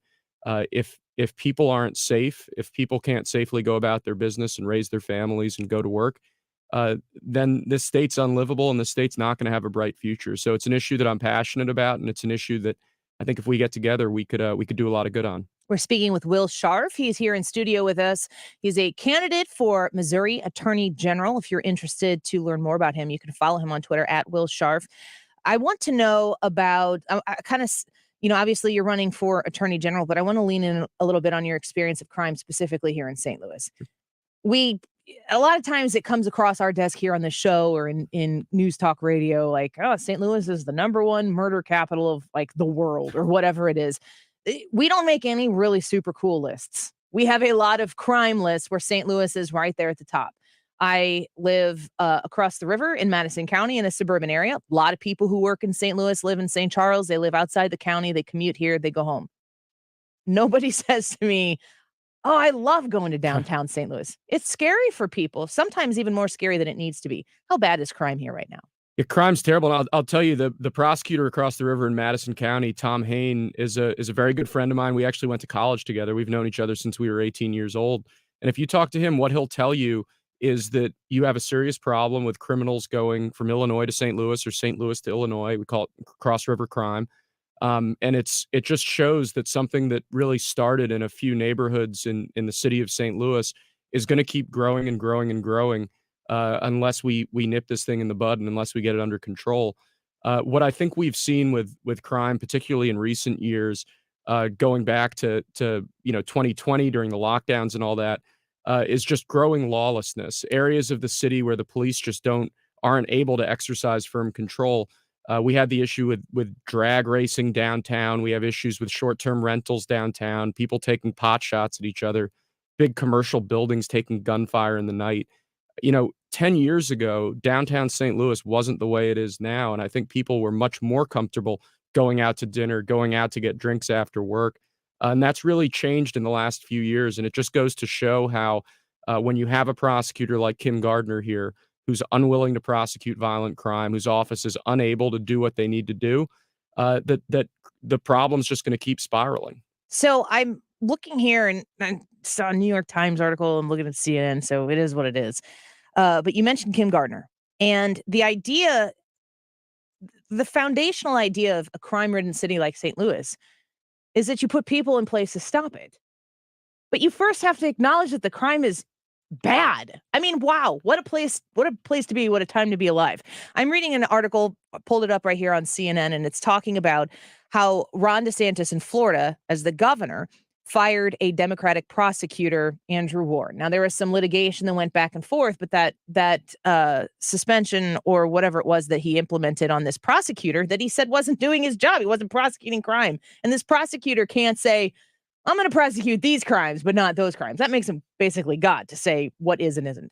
What do you think about that type of an action? And what powers do those officials, statewide officials in Missouri government have at the top levels to take against a Kim Gardner to get this city back on track? Yeah, when I talk to folks, one of the most frequent complaints I hear is that Jefferson City and the political establishment in Jefferson City just isn't serious about dealing with the real intractable problems that this state has. And I think crime in St. Louis and Kansas City is a great example of that.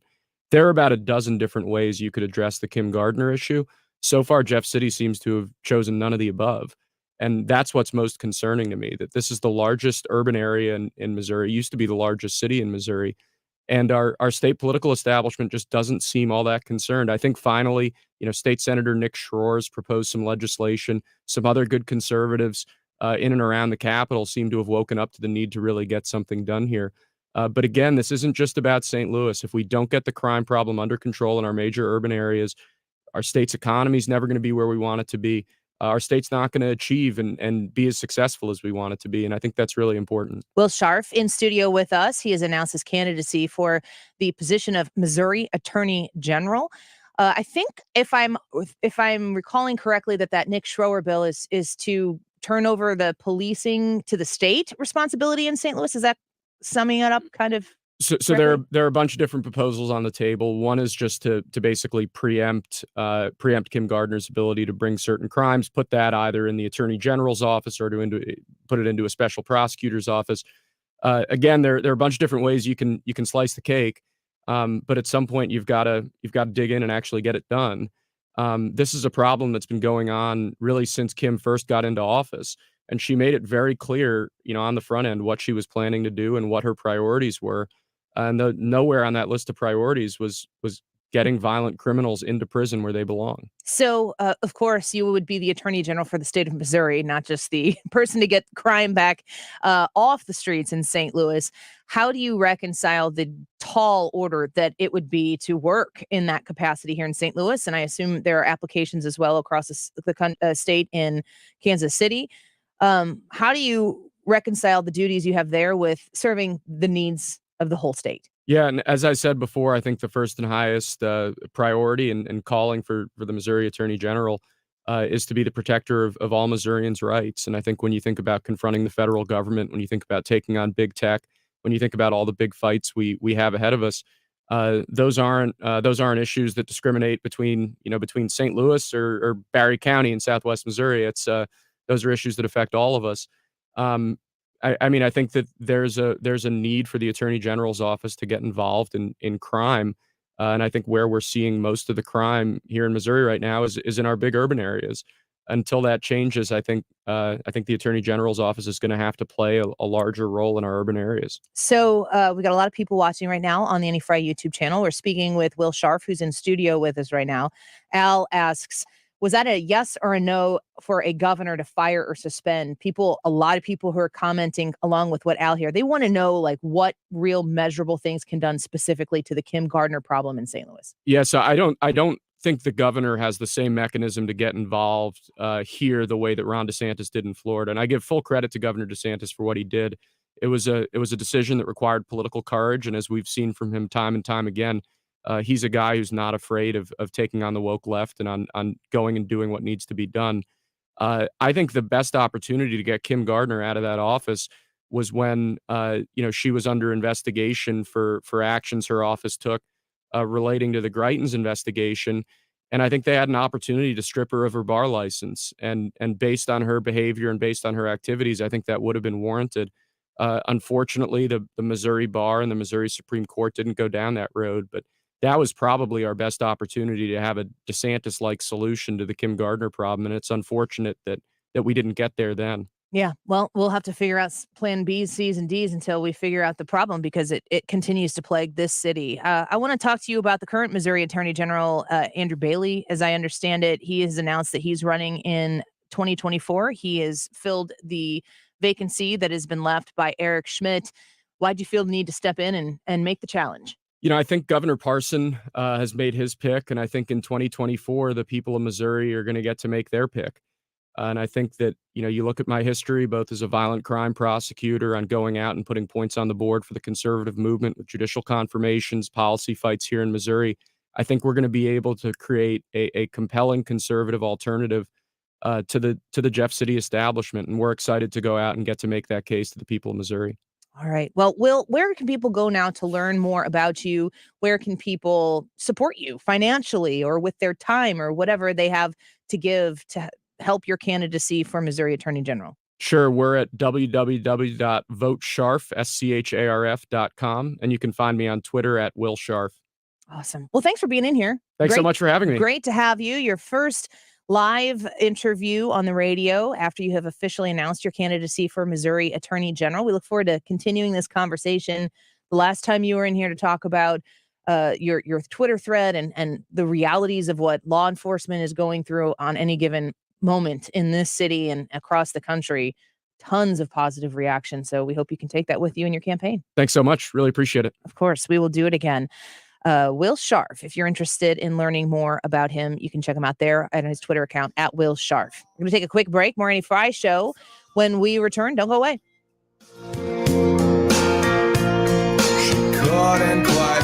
The Annie Frey Show is streaming online. Watch us live on YouTube and subscribe.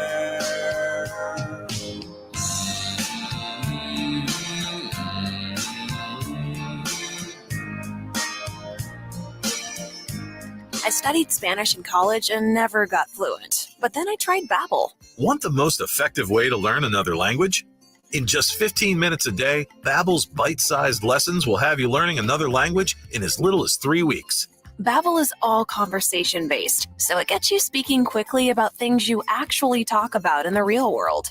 You'll really see a difference in how you can speak and how conversational you can be in just a few weeks. Babbel isn't just lessons. You can listen to podcasts, play games, watch videos. You can even take live online classes with a language teacher. There are so many ways to learn with Babbel. The lessons online and in the app make it easy to learn from pretty much anywhere. University studies have shown that using Babbel for 15 hours is equivalent to a semester of college Spanish. If you want to learn a new language, there's no better way than Babbel.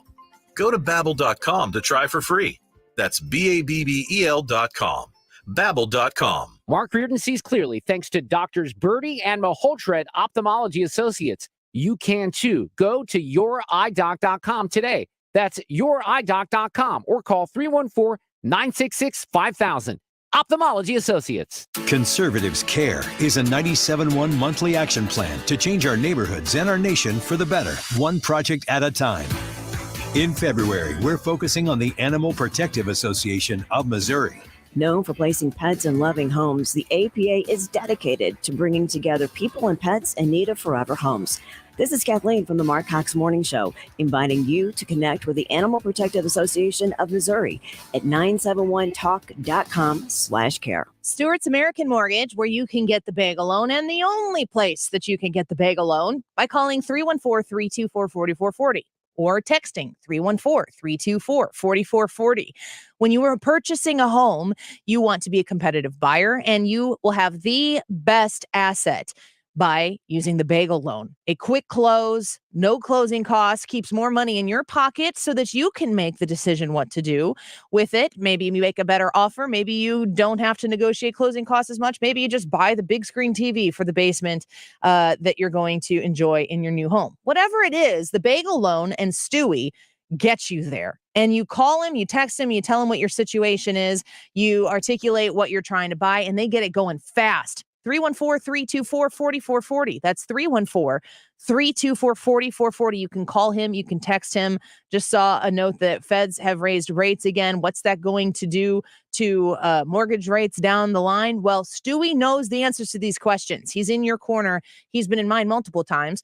And I hope you give him the opportunity to earn your business. You can Google the bagel loan, NMLS number 226715. You're listening to the Annie Frey Show live from the Air Comfort Service Heating, Cooling, and Insulation Studio. Save up to $900 in utility rebates and see if you qualify for 0% financing on a new high-efficiency HVAC system. For details and to get into your comfort zone, visit aircomfortservice.com. Celebrating 22 years as St. Louis's home for conservative talk. 97.1 FM Talk. Thanks for being a part of it. She got out of town on a railway, New York bound, to call except my name. Another alien. You're listening to The Annie Frey Show. Follow Annie on Twitter at Annie Frey Show. Some things you can't see until it gets too late. And baby, baby, baby, when all your love is gone, who will save me from all I'm up against out in this world? Maybe you'll find something that's enough to keep you. But if the bright lights don't receive you, you should turn yourself around and come on home. Welcome back to the Annie Frey Show. Just got done speaking with Will Scharf, who is running for Missouri Attorney General. His first interview since he's announced his candidacy. And we were, the Annie Frey Show, his first radio interview ever. And that was a few months ago. He put out this fantastic tweet. It ended up going viral. And it was all about policing and about how these police officers, like the amount of danger that being a police officer here in St. Louis, which is what he's exposed to, the amount of danger that they are confronted with every day that they go into the job, it's unimaginable. It's not an easy time to be a police officer in this country. And of course, that comes with a lot of baggage to say something like that, but I don't feel as though it should be not said. Just as though no person of any skin color's actions dictate the behavior or the expectations of the skin color of anybody else's actions, I would say the same thing of the blue uniform. And it is difficult to enforce the law in this country, especially when we have blurred the lines so incredibly much regarding what is okay, what is not okay, what is good, what is bad. It's really quite something to look at how much of a political issue law enforcement is and our respect for the law in general. I mean, if you view video of people just ravaging stores in California because they know that they can steal a certain amount of goods, they just get away with it. You see the same thing happening in Chicago. Gosh, Brad, I've noticed that Fox News really wants Lori Lightfoot to lose that mayor race. Yeah, they do. They're covering that race Yeah. a lot. And I don't know if it's like a feather in their cap. It would be a feather. I've seen the other names of people who are running in that race. And I've thought, like, should I cover it here? Fox News is covering it a lot, especially for a Midwestern town. I think that Chicago, from a political standpoint, is such a disaster that Fox News is even interested in covering it, because when it comes to Midwestern cities and stuff, there's so much to talk about in New York, which is where the studios are located. I've been to them. Or you look at the disaster that is California. I've always said Illinois is the test kitchen for these far left progressive policies because nobody pays attention to them. Every once in a while, a story will make the cable news circuit, and they'll be like, "Oh my gosh, Illinois is doing this." And it's like a shocker, like, Illinois? Well, yeah, we've been doing crazy stuff this whole time, but nobody pays attention because you just fly over the state. Which brings me to the next story, which I sent to you this morning. It was the first communication I had to you this morning, is that that gun bill that is nuts that Illinois is passing. Fox News reports the state of Illinois lost an appeal on Tuesday after a lower court judge issued a restraining order on a newly enacted ban on some semi-automatic rifles as well as high-capacity magazines. Illinois Governor J.B. Pritzker signed the gun control law on January 10th, which bans the sale and distribution of assault weapons, high-capacity magazines, and switches, which went into effect immediately after he approved it. Effingham County Judge Joshua Morrison issued a temporary restraining order against the law on January 24th, probably not specifically for my husband's birthday, but that happens to be, presenting it from being enforced. Morrison's ruling came in response to a lawsuit from 4 gun merchants and 850 individuals who argued that the law was enacted improperly and didn't have proper public input, adding that it violated the state and U.S. Constitution's Equal Protection Clause in providing exemptions for some groups of people based on their occupation or training. For example, people who are active or retired law enforcement are excluded from the ban. Morrison said in his ruling that the plaintiffs are being immediately and irreparably harmed each day in which their fundamental right to bear arms is being denied. After an appeal from Attorney General Kwame Raoul, Illinois' 5th District Appellate Court ruled Tuesday in a 2-1 decision that the temporary restraining order can stay in place, and also extended it statewide. Previously, the temporary restraining order only applied to the plaintiffs. So congratulations to you, Illinois. You have now been, your freedoms, let me put it this way, your freedoms have once again been acknowledged. They were not returned to you because they were always yours, but they have been acknowledged. Fox News goes on to report the ruling states that the plaintiffs had a, quote, likelihood of success on their merits in the regards to their argument that the law violates the state and U.S. Constitution's Equal Protection Clause. Illinois is also facing several other lawsuits challenging the laws, including one from the NRA. The executive director of the NRA Institute for Legislative Action told Fox News Digital that the law is unconstitutional. Well, no sugar, Sherlock. Yeah. You feel good about this? I do. I just can't see this law I could possibly see the Illinois Supreme Court being like, yeah, this is totally constitutional, but there's no way the Supreme Court upholds this law. It's so broad. And what else is kind of interesting about it is the different ways that people are attacking the law. So you've got the Equal Protections Clause. You've got a violation of the Second Amendment lawsuit. You've got people saying that as businesses, if you've owned these, if your business sold these quote unquote assault weapons, which, the article says some semi-automatic rifles, it's pretty much every semi-automatic rifle on the market that they have banned. And they've listed a bunch of them by name. But they're saying we've got all this inventory and the state has offered us no recompense or any way to deal with this. So this is coming as a great financial harm to our business, and the state doesn't have the right to harm our business in that manner. So there's just all these different ways because this, in my opinion, this law is a dumpster fire of violations. Well, putting it that way, we had several conversations with people that had previously been involved in the NRA who had been there to advocate on behalf of the Second Amendment in hearings, as well as the NRA. And they said this time we're taking a different approach. We get these really craptastic bills from the legislature on a regular basis, and we're like, let's figure out where we can compromise. How can we work together?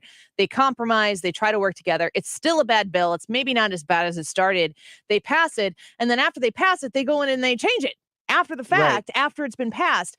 And they said this time, no, throw everything in this bill. Go hog wild on this thing, because it's unconstitutional piece of crap, and we would like it all to be in there so that it's the worst possible bill that you could manufacture. Put it all in there, and we'll see you in court. Yes, I like that attitude. Yeah, because the state of Illinois, not only was it not a red wave in 2022, it was a blue wave in Illinois. People don't really talk about this because I think people regurgitate their lunch when they begin to speak about this because it's so disgusting. And you sit around and you go, how, what are you paying attention to? What is wrong with people? That's kind of been my thought process. And instead of come on here and try to take my listener's face in my hand and shake them being like, what is wrong with you? I understand that you're listening right now and you're as frustrated as I am. And you say to yourself, what are we going to do? If you can't leave, what are you going to do? I don't know the answer to that question yet. Is it better candidates that we need? Is it better campaigns that we need? You're not going to change the fact that Scrooge McDuck is the governor of the state of Illinois, and he has money pits that he can swim and dive in and toss to whomever he needs to keep those people in place. Money rules the day, and the systematic way that Illinois government has worked so far is incredibly set up against Republicans. Mm-hmm. How long, we need to set aside a time period where we can whine about that, get it all out, and then move on from it. Or accept it, which I will not do. No, I'm not accepting it either. And I think, too, part of this is, and I might get myself in trouble for saying this, but I think that we need a Republican Party that is really willing to stand up and fight. When this bill passed, was it, I don't want to say the wrong guy's name, but the leader of the Republican Party? Jim Durkin. It was Jim Durkin, voted for this bill and then resigned. Yes, he did. He set us out and sent us out to the wolves, and he was supposed to be the leader of the Republican Party. If that's the kind of leadership you have, you're never going to win a re-election, and you're never going to win an election. You're going to lose and lose and lose and lose and lose and lose and lose and lose and lose and lose. And we've done that. I think that we need a party that's willing to fight for the people that are saying, hey, they're trampling all over us here, and you're just kind of going along to get along because, oh, well, I don't know, I guess, shucks. It just irritates me. Darren Bailey went against it. Mm-hmm. I don't know, Darren Bailey is a Southern Illinoisan. It's very apparent. Mm-hmm. He's a farmer. I mean, every adjective that you could use to describe who Darren Bailey is who he is. I don't think he'd hear any of those things and be ashamed. I think he'd be proud of all of those things. Do you have to be able to win in Chicago? You absolutely have to. 60%, if not more, of the population in the state of Illinois mm-hmm. is in Chicago. Lots of people want to say that we need to become our own state. I understand the value in that, but in that conversation, I refuse to believe that Chicago as a whole is what Chicago represents, the way they represent themselves. I think that there is a lot of consternation within Chicago, but I think money plays, and I think that there's Jim Durkin is from the suburbs. Mm-hmm. He's a prosecutor. I've met Jim Durkin. I've sat at restaurants or bars and had drinks with Jim Durkin in conversation with other people in Southern Illinois. He cared deeply about gaining the Republican majority. He wasn't there to be a simp for the Democrats. He is a Chicago Republican, though. Mm-hmm. And that's different than a downstate Republican.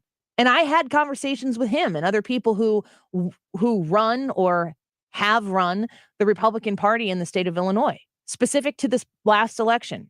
I'd be curious if you're listening right now, please get on the Annie Frey YouTube channel and let me know what you think about this. I was told over and over and over again that crime needed to be the number one issue for people in the state of Illinois. And I said, I think that's the number one issue for Chicago. I do not think that crime is the number one issue for somebody living in Madison County or in Clinton County.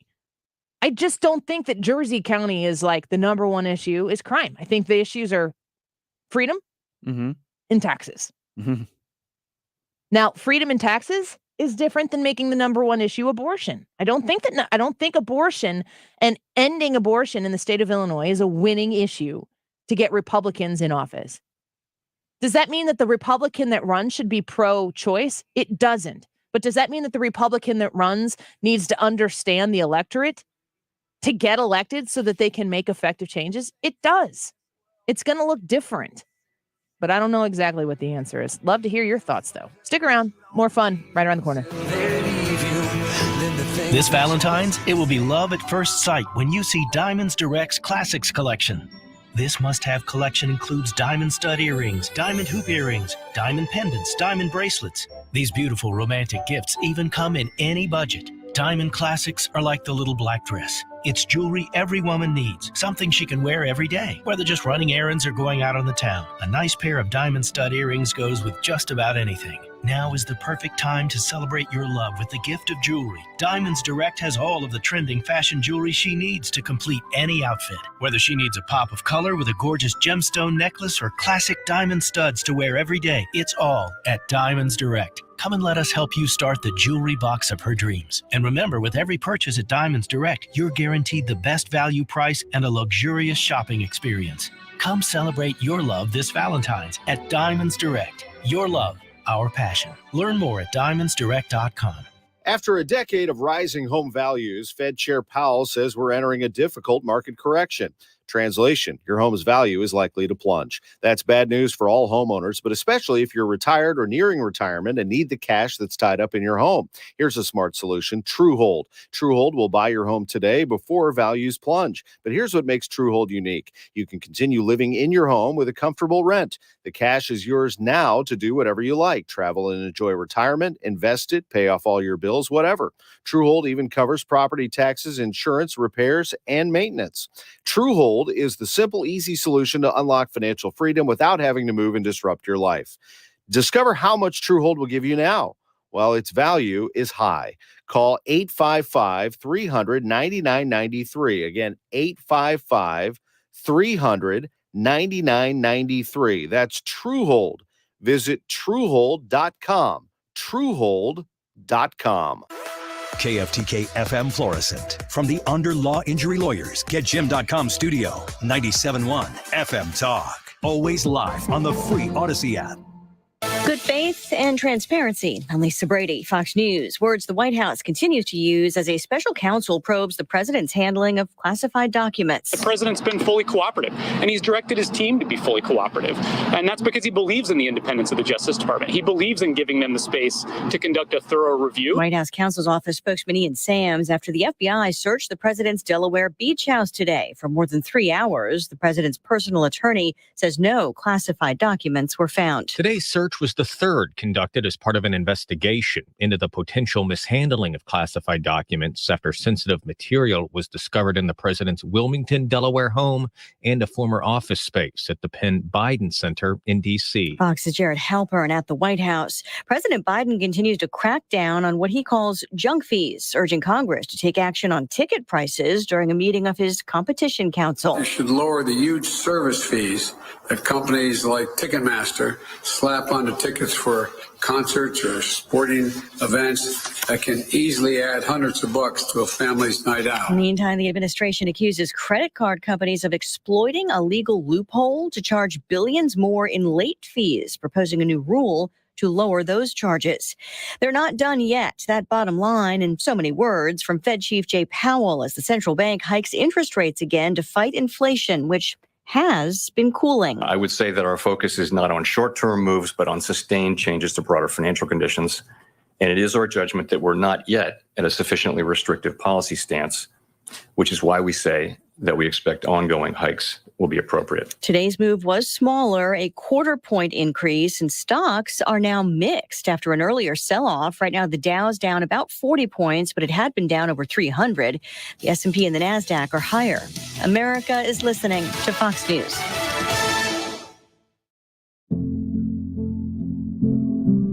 Kids across America are going to school hungry. Millions of kids every day. Hungry kids get sick more often and can struggle in school. It can be harder for them to focus and learn.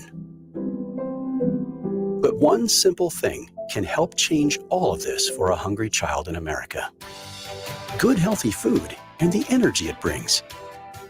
With help from caring people across America, No Kid Hungry is providing healthy meals and hope to hungry kids so they can build better futures.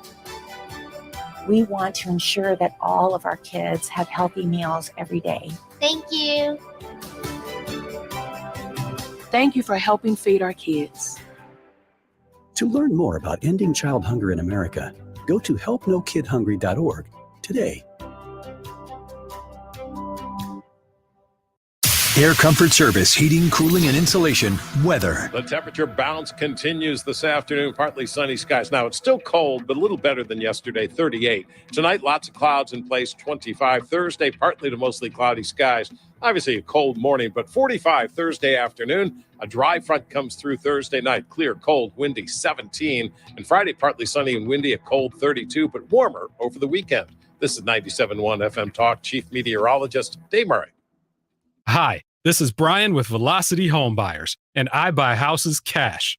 If you own a house and want to sell it fast at a fair price, call me at 314-782-3333.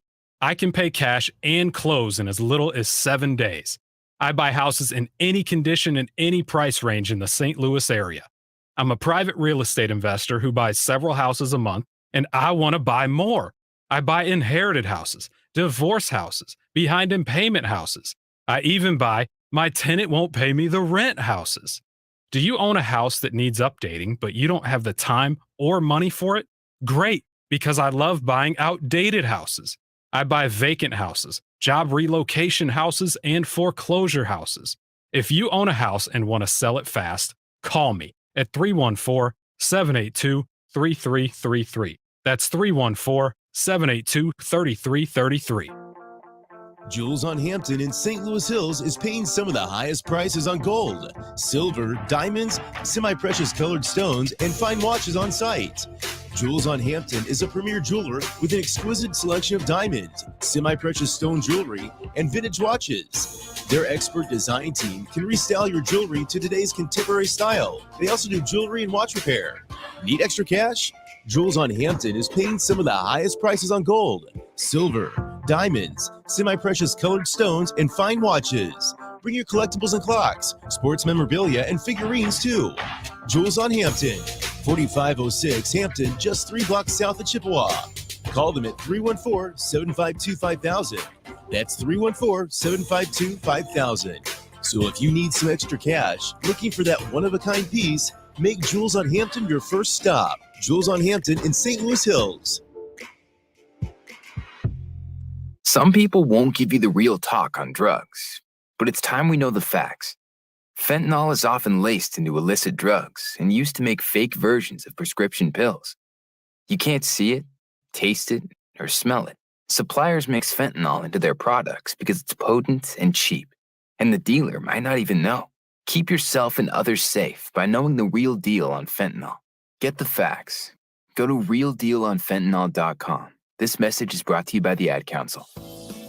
With each breath, allergens, germs, and viruses get trapped in your nose. Now there's a simple, easy, and effective way to clean your nose and protect your health. It's called Navage. Navage. Available at Navage.com. Join us at Odyssey as we all do our one thing, together millions of things for our planet. Many great wines now come in boxes, which produce half the overall emissions that bottles do. When we each share our one thing, it becomes a million things for our planet. What's your one thing? Big ideas, real debate, solid entertainment. You found it here. St. Louis's home for conservative talk. 97.1 FM Talk. That is exactly what I needed to hear. Thank God someone here knows what they're talking about. That's us. That's right. Gotta love this American ride. All right, you need to take the time and get the full picture. Come on, turn the radio on. It's Saturday and I won't be long. Don't get me wrong, I love the ladies. I mean, they rev my engine, but they don't belong in the newsroom. It is Anchor Man, not Anchor Lady. What do you want from me? I'm not America's sweetheart. Goodness sake, kid. Keep your voice down. Your father's listening to the radio. I'm not America's sweetheart. This is the Annie Frey Show. If you're a parent of young children now, and you see the rise in anxiety and depression, where nearly 40% of kids between age 14 and 24 are clinically diagnosed with anxiety and depression, and you have something like the high 20s who have contemplated suicide, and we know that there's a direct correlation between social media engagement. When the average 13-year-old in the United States spends 9 hours a day on social media, oh my gosh, we protect our kids from drinking and from smoking. We don't let them have a driver's license till they're 16. Can't we protect 9, 10, 11, 12, 13-year-olds from having their minds wired with this, what Chinese developed with TikTok, which is just emotional heroin? Emotional heroin, social media to children, according to Congressman Stewart. He's a Republican from Utah. It's a conversation we've been kind of having, it seems on and off in the recent weeks here, about social media and phones and kids and what's appropriate and what's not. Listen to Lydia Hu on Fox News. It will tell you it's really hard to force a teen to break a social media habit. So what's alarming here is that nearly 2 out of 3 American teens say they use TikTok. Now, one concern here is jeopardizing mental health. Growing research shows the connection between social media use and depression. According to the Pew Research Center, anxiety or depression is a top concern among parents, with more parents worried about mental health than concerned about kids being bullied or using alcohol or drugs or even getting shot. Ugh, even getting shot. That's insane. More from Lydia Hu on this issue. I think the use of social media in an unsupervised, rampant manner leads to a lot of issues regarding self-image that can lead to depression, suicidality, and drug use. The need for parental supervision should be critical. So in this report from Lydia Hu, she is talking about the appropriate usage of social media. And anytime we have a conversation that involves like, when should kids get a phone? Aren't we really talking about when should kids have access to the internet? Mm-hmm. Yeah, pretty much. I mean, that's like, the concern, right? The Nokia phone that I had, what was your first phone?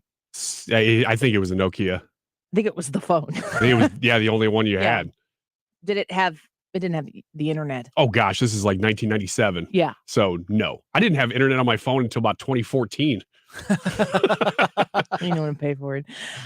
Here is comments from the United States Attorney General with that Lydia Hu. And while many social media platforms require users to be at least 13 years old, the U.S. Surgeon General is now saying kids should be at least 16 before they use social media. He's worried that scrolling on the phone threatens early developmental years and makes teens hypersensitive to criticism later in life.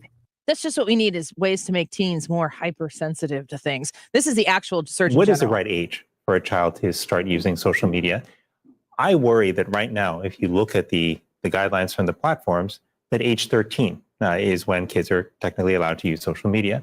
But there are two concerns I have about that. One is, I personally, based on the data I've seen, believe that 13 is too early. And I think that it's a time, early adolescence, where kids are developing their identity, their sense of self. It's a time where it's really important for us to be thoughtful about what's going into how they think about their own self-worth and their relationships. And the skewed and often distorted environment of social media often does a disservice to many of those children.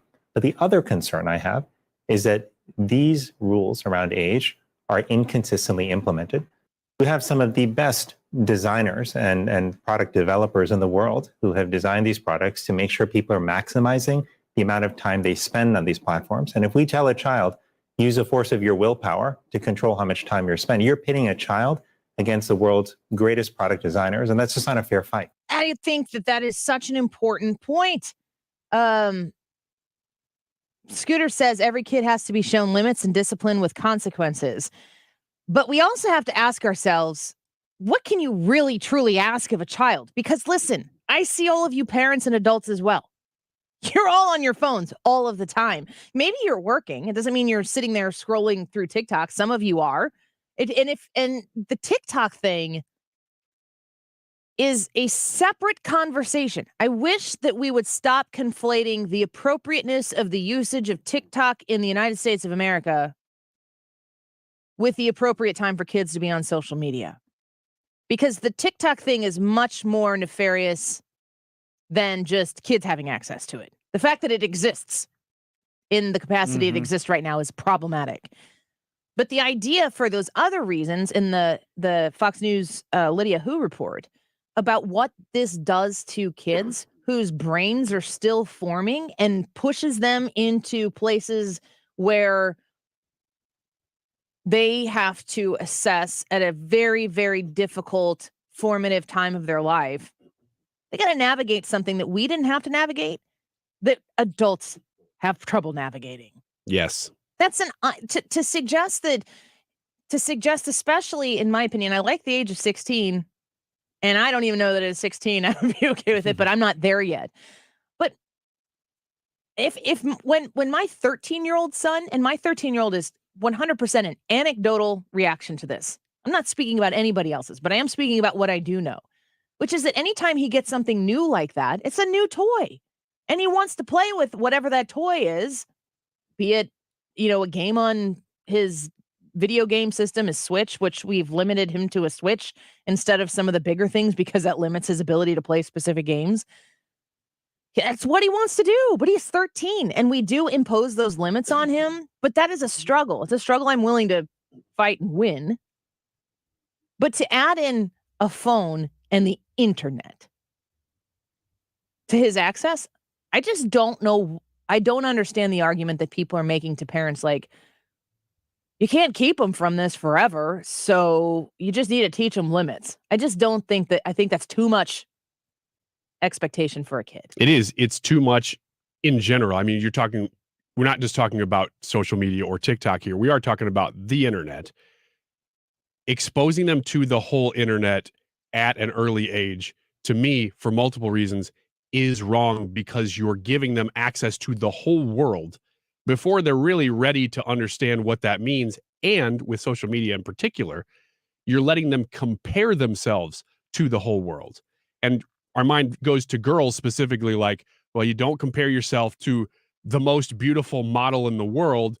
That's always existed. That's always had magazines. But even other areas, like if you're a basketball player, don't compare yourself to the best other 10-year-old basketball player in the world. Compare yourself to the league you're playing in. And you don't need all that competition yet. You know, where you just commented about girls, 100% has always been the case that girls at that age are always comparing themselves. That's natural.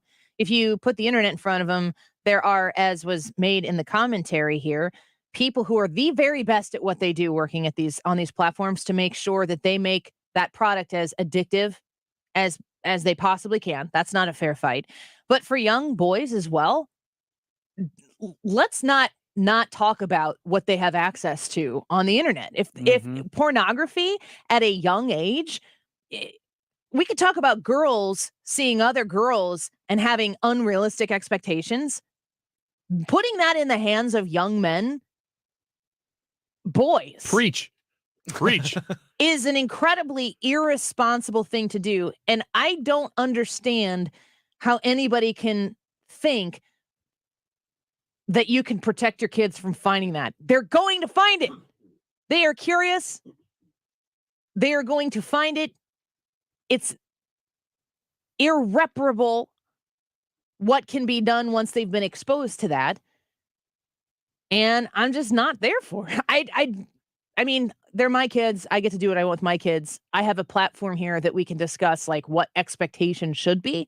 So I think that that's an important distinction. I'm not here to tell you what to do with your kids, but I also greatly push back on the idea that not allowing your kids access to the internet is somehow or another setting an unrealistic standard for like what the reality of the world is. And I don't know whether it's chicken or the egg here with depression specifically and kids linked to social media, whether it's that using social media gives you that high and so you need to keep getting it and it causes depression, or if you're already predisposed to depression, are you seeking out these things because they're medicating that?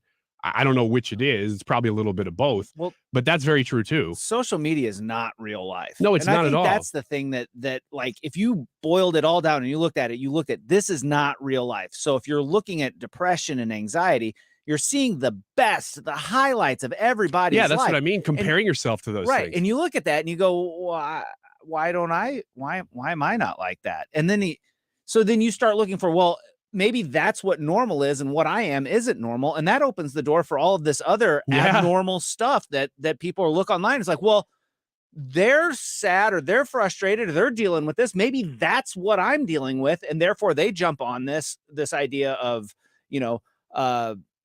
identity systems or neural divergency or whatever the new trend is on there. That way that explains why I'm feeling these feelings. And you get these kids at these times in their life, whenever, like the doctor said, are developing. They don't even have the skills to do it. And back to Scooter's comment about, well, you got to set limits and expectations and discipline. You're not born with good discipline. You have to exercise those muscles. And one of the things you don't do, if you use the muscle analogy, you don't go to the gym, you don't pick up the biggest weight there and start lifting it. You have to build up to the biggest weights.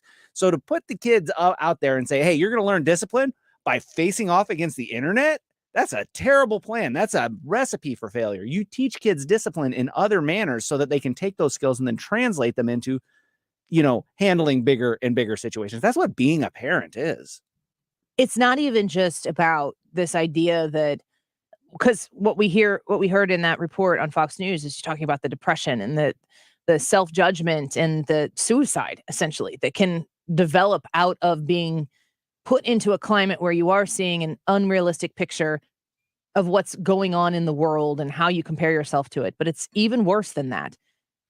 The image that is being sold to you that teaches you that you are lesser than is sandwiched in between advertisements of how you can become better than.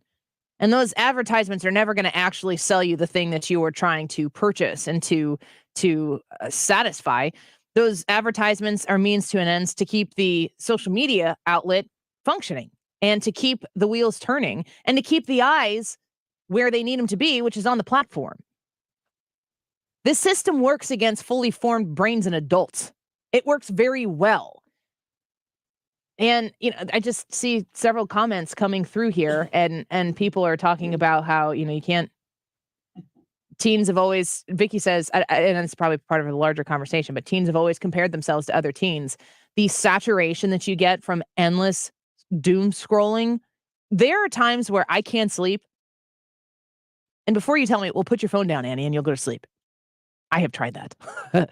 There are times where I can't sleep and I pick my phone back up and I'm scrolling. And I literally will have the thought in my head, like, what am I going to get to that makes me go, okay, I'm done here? Because I've got 4 or 5 different apps that I can cycle through and refresh, and there's new information. And once you get into that loop, it doesn't really end. And I have, in my 38 years, worked on self-confidence and feel proud of who I am and all that type of stuff. But that doesn't mean that I'm not incapable of scrolling through Facebook and seeing people on vacations and wishing I was on vacation, to see people, who've just maybe lost a ton of weight and be like, I wish I had lost a ton of weight. And it's just like a constant scroll of, how do I feel about myself in this regard? How do I feel about myself in that regard? Have my kids accomplished as much as they should have? Have I accomplished as much as a mother as I should have? How is my relationship with my husband? You just go through all of these posts and advertisements and promoted posts, and you have to ask these questions over and over and over again. Then you put that in front of a kid who has no real understanding of what it means to be who they are because they're still trying to figure that out. The internet figures it out for them, and they're left to fend for themselves. And you can set parameters on these devices. You can set time limits on these devices. But if you were to give the internet unfiltered to a 15-year-old boy and tell me he had 10 minutes with the phone, you think he couldn't do damaging things to himself in 10 minutes? I think he might need 2. And we've talked about this in terms of college before. Why would you raise your kid up with your morals and values and then send them to a college that's just going to completely undo everything you did? We've said that before. The internet's the same thing. If you're going to raise your kids with a certain set of values and then introduce them to an unfettered internet and say, the internet is going to find them and say, hey, I know that you haven't considered this idea, so why don't you consider this? Oh, you've never thought about that before, have you? Well, check this out. That's everywhere out there. Yeah, and the entire algorithm is set up to know exactly who you are, exactly what your age is. They know what you are likely going to be interested in, and even if you haven't expressed interest on the internet yet, things that they could potentially persuade you to spend more time there. Just seems really, really scary and damaging. And Surgeon General says no social media till you're 16 is his recommendation. That might be good enough for me, at least until they're 16, and then I'm going to need another second opinion. Let's take a quick break. We'll talk about the YouTube live chat poll today about Senator Manchin when we come back.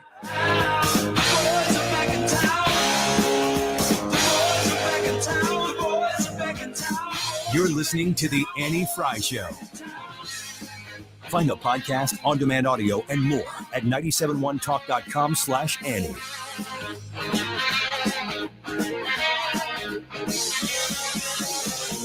You know that chick that used to dance a lot? Every night she'd be on the floor shaking what she'd got. Man, when I tell you she was cool, she was red hot. I mean, she was steaming. And that time over at Johnny's place, well, this chick got up and she slapped Johnny's face. Let's talk about Michael's Flooring Outlet and how they can help you go through your flooring purchase with ease. You go to somebody who knows what they're talking about. That helps you make the best, most educated decision on your flooring purchase. Reach out to Michael's Flooring Outlet and start the process today. If you haven't already visited a different flooring store, you can start it there. You can end it there if you've been to other places. And you can get your floors from the place that's been in business for almost 3 centuries, for 3 decades in St. Louis. It's a locally owned and operated business, so you're shopping local when you go to Michael's Flooring Outlet.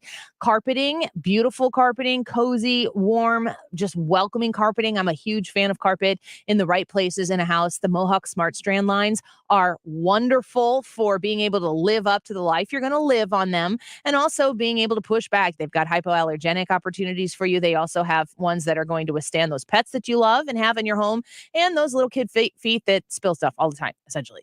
Reach out to Michael's Flooring Outlet online at their website, igotfloored.com, and you can check out their sales when they have them, their promos. You can also request an estimate and contact them to get the conversation started. igotfloored.com.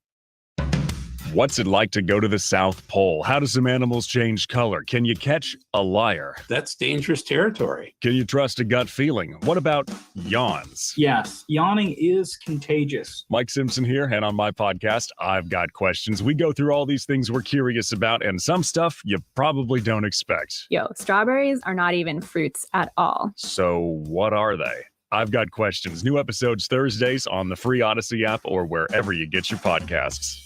With inflation on the rise, you may be charging more to your credit card. But be careful. That increased debt can cause your credit score to suffer. Don't get stuck with a low credit score and a mountain of high-interest credit card debt. Call Golden Oak Lending now. Refinance with our low rates to wipe out your high-interest credit card debt and put extra cash in your pocket. Call 314-567-GOLD. Golden Oak Landing, showing my blue. NMLS 114937. If you've been thinking about vision correction in the new year, there's no better time to get it than right now. Mark Cox for my friends at Brenton Vision. They have everything you need to help achieve that crisp, clear vision you deserve. Call them at 314-375-2020 or go online at brentonvision.com. Brenton is the home to the only team in Missouri to perform all 7 FDA-approved forms of modern vision correction. That's modern LASIK, permanent contact lenses, and if you have bad reading vision, they even have treatments for that too. Do what our friend Jessica from O'Fallon, Missouri did. Go to Brenton Vision for a consultation. See what you're a candidate for. Jessica told us to be able to see clearly without the use of glasses is such an incredible feeling. So if bad vision is standing in your way, call Brenton Vision, 314-375-2020, or schedule right now at brentonvision.com. That's brentonvision.com. For details and a list of all station contest rules, visit www.971talk.com/rules. The Annie Frey Show. Let's talk to Andy McCarthy. For Biden to let his private lawyers do the searches rather than have the agents do it is something that I think can't be explained. On St. Louis's home for conservative talk.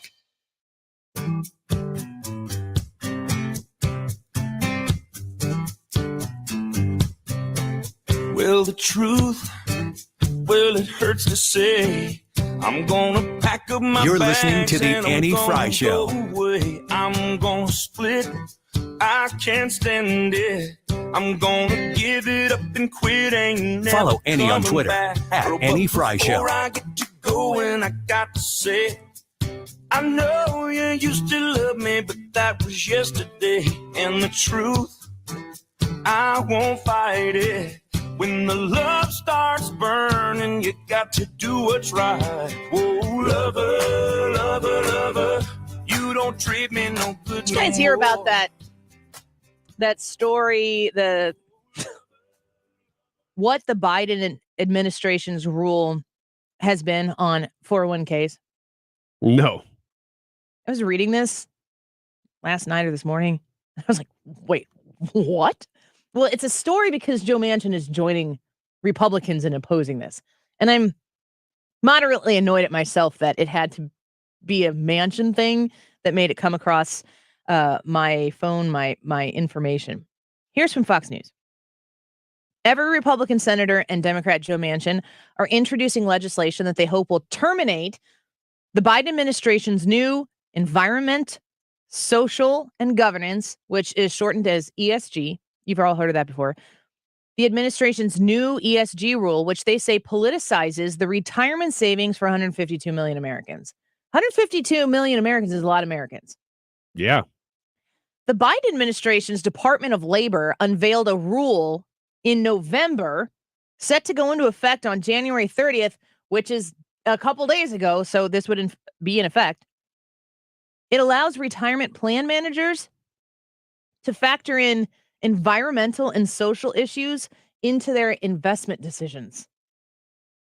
So we needed a law that allowed this? It's a rule. Or a rule?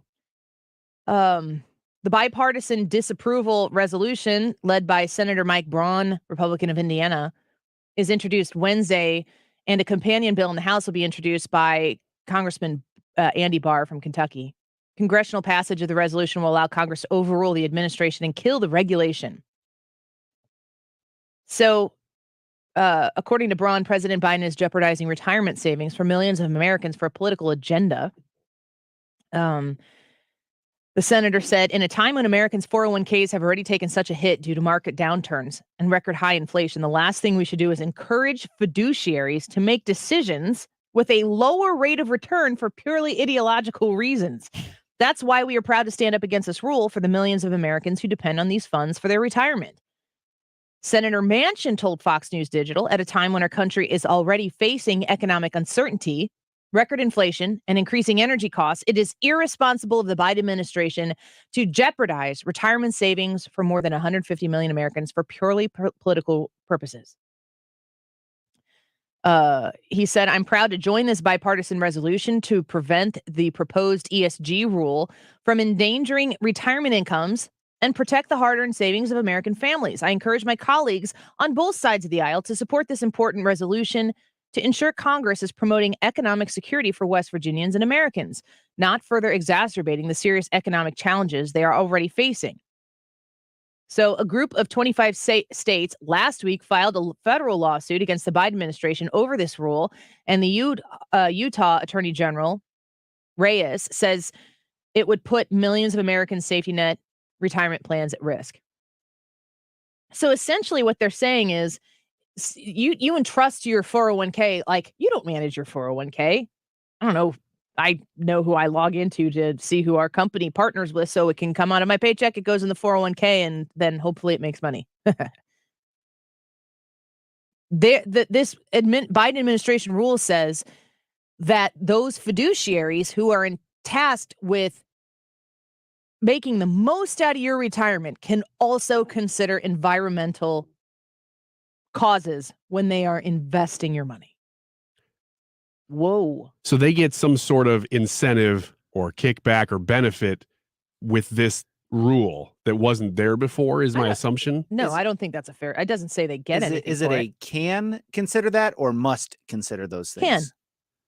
So, like, my understanding of ESG is it's a way of the government influencing financial companies to take up causes, you know. So if you're going to invest in company A or company B, right, and company B has a better ESG model, so you invest in company B instead of company A, and you're managing somebody else's money, to me, that's completely a bastardization as to what the purpose of the money that you're entrusting to a company.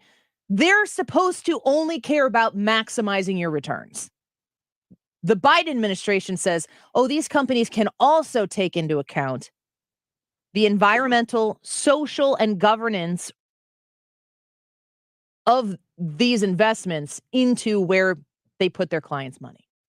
I just don't get why they could. It just seems like they could already do this. Because it's a whole cycle. It's about if the Biden administration is telling big investment firms who they can invest in, those companies benefit because these investment firms uphold these. It is a cycle. It is money. It is power. It's not about you, but again, it's your money. That is egregious. It's not, I mean, it's way more than just like, well, what's in it for the investment firm to invest in ESG over something else? I mean, that's the right question to ask, but the obvious answer is the government. Gosh, I can't use the word that I want to use because it's very inappropriate, but it is a mutually satisfying circle. A bunch of jerks is what you're saying. Those jerks. No, I wasn't literally saying that on purpose. But that's what this turns into, and it's all mooching off of you. So Senator Manchin has stepped in and said, no, I'm not for this, and I want to shed light on this. The bipartisan legislation has the backing of over 100 groups. I could list some of them. They'd probably be people you expect. But that brings me to the YouTube live chat poll for today. If you go to the Anti-Fry YouTube channel, you can vote in the YouTube poll. It's right there on the live video we broadcast every day in the chat section, and it's at the top. What will Senator Joe Manchin do in the 2024 election? We've had this conversation here. Of course, it's one that comes up with some regularity. Sinema has left the Democratic Party and is now independent. She's going to be running in 2024 again, or that seat will be open in 2024 again. But as far as Senator Joe Manchin in West Virginia goes, one of the 4 seats that are very, very, very up for grabs in this 2024 election. As I said earlier, I think it's 23 of the 34 seats that are up for re-election in 2024. 23 of 34 are Democrats who have to hold on to their seats. A massively beneficial landscape for Republicans in the Senate. Joe Manchin being one of them. Brad, what do you think Senator Manchin's going to do? I think he's going to run as a Democrat. I don't see the advantage of him switching parties because if he, the state of West Virginia does not want a moderate Republican to be their representative. If they vote for a Republican, they're going to vote for a deep red Republican. And I just don't see the advantage of that. I don't see the advantage of him running as an independent, and I don't think he'll retire. I think he's going to run as a Democrat. And you've said this before, and I agree with this wholeheartedly. Whenever you have very close senates, which I think you're going to continue to have very close senates for the foreseeable future, that makes him incredibly powerful because he is the one Democrat that they need to get that vote. But he also has to be true to his red, very red state constituents. Yeah. So this is the question. What will Senator Joe Manchin do in the 2024 election? Run as a Democrat, run as a Republican, or retire? As a follow-up, this is not part of the poll question, though, Brad. Do you think he'll win as a Democrat? If he's going to win, he's going to win as a Democrat. I don't know who his opponent would be. Yeah, I don't either. Without knowing that, I would say, yeah, he probably would win. Because, he has a lot of support. He's won. I mean, they voted, I forget what percentage, how much they went for Trump, and they still voted him. It's like 132% or something. Yeah, and they still voted for Joe Manchin. There's something, West Virginians love them some Joe Manchin. Yeah, I mean, I do too as an Illinoisan, but yeah, a Republican there would be more powerful for the Republican Party in the Senate. Ryan, what do you think Senator Manchin does in the 2024 election? Run as a Democrat, Republican, or retire? My gut says he just stays the course and nothing changes. He runs as a Democrat.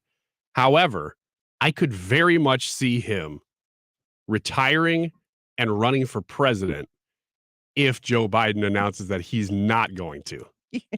So I'm adding that. I'm saying That's retire. not an option on the poll. Okay. Well, You're saying retire. I'll say retire then, but not from politics, from the Senate. You think he wants to run for president? I think he might. Yeah, I think he might. I think the Democrats hate him. Yeah, I do too. But if they think he has the best shot at winning against whoever, he'd have to win a primary. Yes, he would. He couldn't win a primary. I don't know. It depends on the environment. I wish you could see what I see right now. Everything that Ryan says, Brad is emphatically going to hurt his neck from shaking his head so much. Okay, then I'll change it to he's going to run as a Republican. No, we're doing this now. Oh, we're doing it? Okay. I thought you would say run as a Republican. I didn't see run for president and seriously, is it is an option? Well, it's been talked about that he might do that. So Who's talking about that? I don't know. You know the internet. You talking about that with the show in the bathroom on the top of the hour break? Or something like that? Just whoever comes across my path. Hey, you hear about that Joe Manchin? I asked you a question like that. You're like, no, people are talking about it. And I'm like, I hear a lot of things. It just gets That's not one of floated. them. it gets floated that he could declare. I'm going to be furious if Tucker does a story on Manchin's run for president tonight. In fact, I might quit. Don't be. Come to work and then just bring me a iced latte or something. It doesn't work that way. It's not how it ends. I think he runs as a Democrat for basically all the reasons that Brad said as well. It's the only way that he can win, in my opinion. The Democrats aren't the ones who are going to elect him in West Virginia. The Democrats are not going to vote for a Republican. They're going to vote for the Democrat on the ticket because he's a Democrat and they get some of those Democrat votes. When people talk about Joe Manchin and the Democrats on the left are furious with him, what they don't, if they're mad at him and they want him replaced, what they don't understand is the times that Senator Joe Manchin votes Democrat in the Senate is the most Democrats they're going to get out of a senator in the Senate. Yeah. And I primary him. I dare you. Yeah, please. Please do that. I would love it because that means that you're not going to have that seat anymore. Who's the other senator from West Virginia, Ryan? Richard Blumenthal. Oh, the great war veteran. Now, I may be getting my states mixed up. But that doesn't really matter. But do you know? I know she's a lady, right? Ooh, a lady. It's hard to define these days. Let's email our office. Are you a lady? Cisgender lady. Is it Capito or Capito? I don't know, but I can find out. Shelley. I mean, I Googled it and I don't even know how to say her last name. She's a Republican, yes. And I didn't know. I had to Google it. Isn't that amazing that the other senator from West Virginia, we don't know? And I remember hearing her name and watching. I know her as a senator, but I don't know how to say her name. Shelley Moore Capito. Capito. Chalet. Or if it's Spanish, Cheye. Yeah, exactly. What were you going to do? Correct me? And then you're like, no, she nailed that. Double L's. Yeah. I was going to be like, no. Oh, wait. Yeah. Cheye. There's a whole roller coaster ride there in about 2 seconds. Yep. Hey, that's a case for Joe Manchin switching parties. Let me just say that before we hit the break here. Because if Joe Manchin switched parties, here's how the Republicans would do that. They would get behind him because they would know he was a sure thing. The machine would say, you know what? We could have a more conservative Republican in the Senate, but we could have a sure thing if we get Joe Manchin because he's the only way we don't win. That's why they would do it. No. No. I just blew your mind so much that your argument was no. I'm just going to be nice. No. No. If he decides to run as a Republican, the Republican Party in West Virginia is going to have something to say about that. And he has a record of defending energy, as he should, in West Virginia. And the middle class folks, like if we had Democrats in our federal government that were like Joe Manchin at a higher rate, that weren't so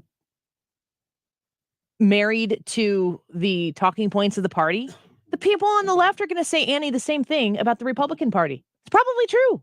Joe Manchin seems to be an issue by issue guy. I appreciate that of him.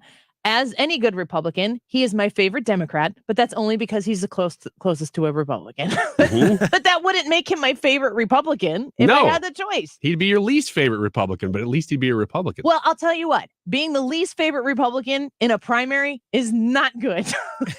By virtue of what a primary is, would not be good. I just think there's a possibility that the machine says, you know what? We can have a sure thing with this guy. He's beloved in West Virginia. Let's do it. Look at me. Yeah. How do you feel about Mitt Romney? The same way as I would feel about a Republican Joe Manchin. Okay. Do you think that Mitt Romney gets elected in West Virginia running as a Republican?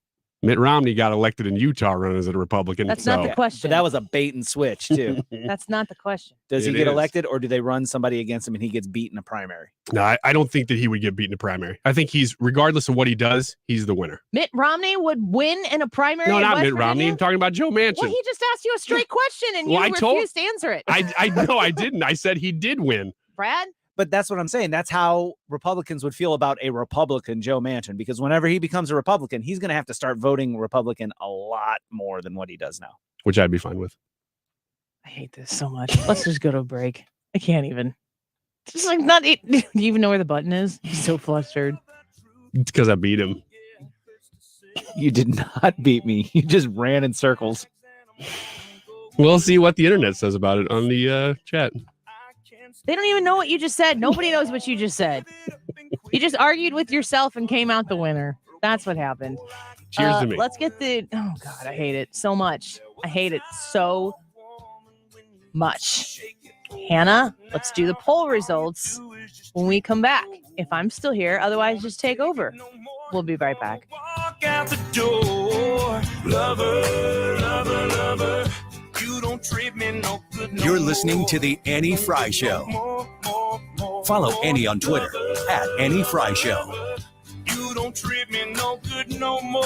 If you've been lied to by Washington politicians and the Wall Street propaganda machine. Hi, this is best-selling author Don Chamberlain from right here in Greater St. Louis, and I want to give you a copy of my new book, Crash Proof Wealth, because according to Time magazine, Wall Street's retirement plans and 401ks and IRAs have failed millions of Americans. After seeing the last market crash over 39%, I had enough. There may be a way to grow your money when the market goes up, potentially double digits in good years, reduce taxes, and have my principal protected if the market declines again. Call Chamberlain Group now to get my free book and talk to me personally to discover the strategy to get potential double-digit growth during good years and never lose principal if the market declines again. Call 1-800-807-3838 to discover this asset, and I'll even cover shipping and handling. No credit card required. Call 1-800-807-3838. That's 1-800-807-3838. Again, 1-800-807-3838. If you're trying to sell your home, there's only one group of agents in town I trust, Mark and Neil Gelman of eXp Realty. My friends Mark and Neil have the best system, options, and strategies to connect you to the best qualified buyers, getting your home sold fast and for top dollar. Check out thegelmanteam.com. You've listened to 97.1 FM Talk. You've heard of Doug Voss of Voss Financial and Safe Money Radio, as he has been a staple as the financial expert on the station for many years. You can hear him on Safe Money Radio several times a weekend right here on 97.1 FM Talk. And you can talk to Doug Voss directly. Here's his number. Call Doug at 844-676-SAFE. That is 844-676-7233. Doug Voss is a registered representative. Securities offered through D.H. Hill Securities, LLLP. Member FINRA and SIPC. You're listening to the Annie Frey Show live from the Air Comfort Service Heating, Cooling, and Insulation Studio. Air Comfort Service offers insulation services. Did you know 9 out of 10 homes are under-insulated? Increase your energy savings and comfort with better insulation. For details, visit aircomfortservice.com. St. Louis's home for conservative talk. The Mark Reardon Show. Wednesday afternoon, State Farm and Progressive are two of the companies denying insurance coverage to people who have cars that get stolen a lot. We'll talk about it. Weekdays from 3 to 6 on 97.1 FM Talk.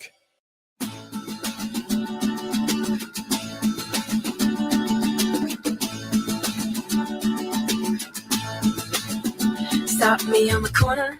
Swear you hit me like a vision. The Annie Frey Show is streaming online. Watch us live on YouTube and subscribe. Where it's supposed to go with it.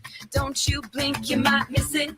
See, we got a right to just love it or leave it. You find it and keep it, because it ain't every day you get the chance to say. Welcome back to the Annie Frey Show. Boy, I just purchased something pretty exciting on that break that we'll tell you about Friday. You guys excited? Mm-hmm. Very excited. Not you, Ryan. Super excited. I'm excited to see what it is. See what you guys are going to do. It's going to be great. We're going to announce on Friday, unless our boss tells us after work today that we're not. Sound good? Mm-hmm. Mm-hmm. Guess we'll see. Quick Rick says another share of Dizzy. No, not quite. She now has 2. No, 2 shares. She doubled overnight. I appreciate it when you guys remind me that I purchased that share, because I forget that I did. Mhm. And then Now you're I gonna check go it. back and check it and see how I'm doing. Doing pretty well. Are you? Yeah. You a millionaire? I am a $7 a nair. Ooh, that's a couple bags of gummies. I think I bought it at $102 a share. I was trying to buy it when it was under $100, and I was working really hard to get it. And I think by the time everything got processed, it was 101 or something like that, and it's at 109 right now. So 1 share. Nice. $7. Cash out while you're ahead. I get a vote. Mm-hmm. Anyway, the YouTube live chat poll today, Hannah. Today's YouTube live chat poll is asking, what will Senator Joe Manchin do in the 2024 election? Do you have any thoughts? No. Okay. Will he run as a Democrat? Will he run as a Republican? Or will he retire? I will read some of your guys' comments before I get to the results. Mike G from YouTube said, Manchin is a catch-22. He runs as a Democrat. He loses. He's had several chances to switch parties and he didn't. I wouldn't trust him anyway. He should retire. The only way that he runs as a Republican and wins is if he switches to a Republican tomorrow and proves for the next year and a half that he can be a Republican. Because he's not going to win in West Virginia being the Democrats' nemesis as a centrist Democrat. Anyway. Our friend Scooter says that it's an interesting poll question. He doesn't have an opinion on this one. I do believe Scooter doesn't have an opinion? Scooter does not have an opinion. Mark that down. Someone go check on Scooter and make sure he's okay. He says that he believes it's highly unlikely that Michelle Obama will run for any political office. From your lips to God's ears. I hope she doesn't run because she'll win. Are you listening, God? It's me, Scooter. Are you Scooter? That would No, make, no. that would man. make so much That would sense. No. Everything is coming together now. I get it. But I you're giving me understand. very good ideas. You're always so good clickety-clacking over there on your keyboard. I never put two and two together, man. I'm going to come up with arguments that only I can defend All right, Scoot. online.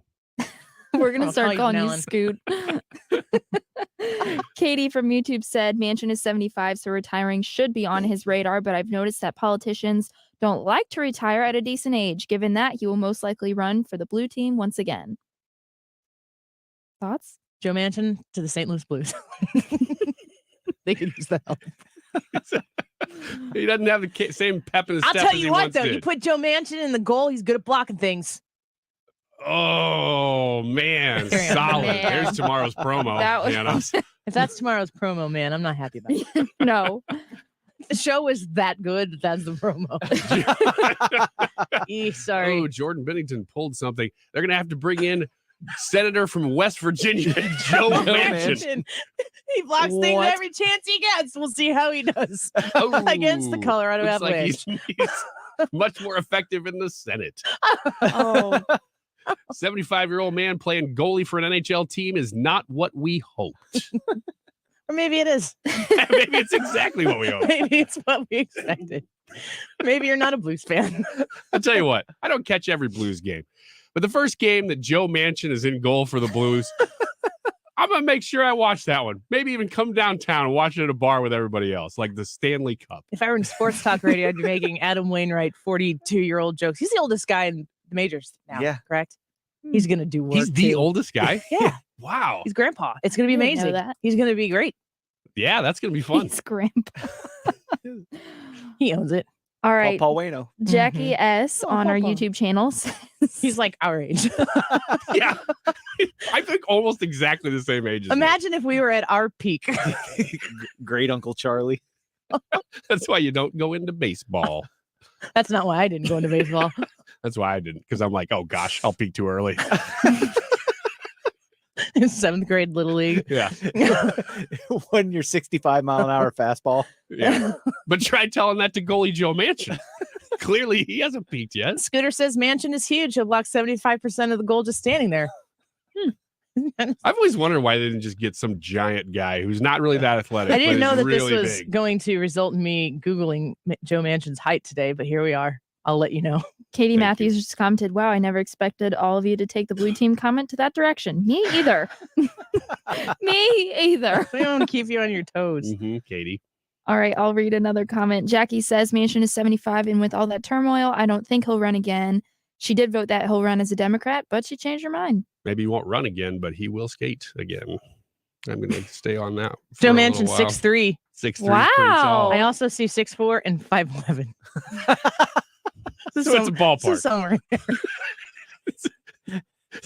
Somebody from the Senate Taylor team just kind of running up to him and, hey, roughly. Hey, can you get a hold of Eric Schmidt here real quick, Brad? He's tall, and just have him go up and do the He old is like, tall. forehead to the. I Can you got a stand question. back to back real quick, sir? I got a question from back home. It's for this girl on the front of the Post-Dispatch.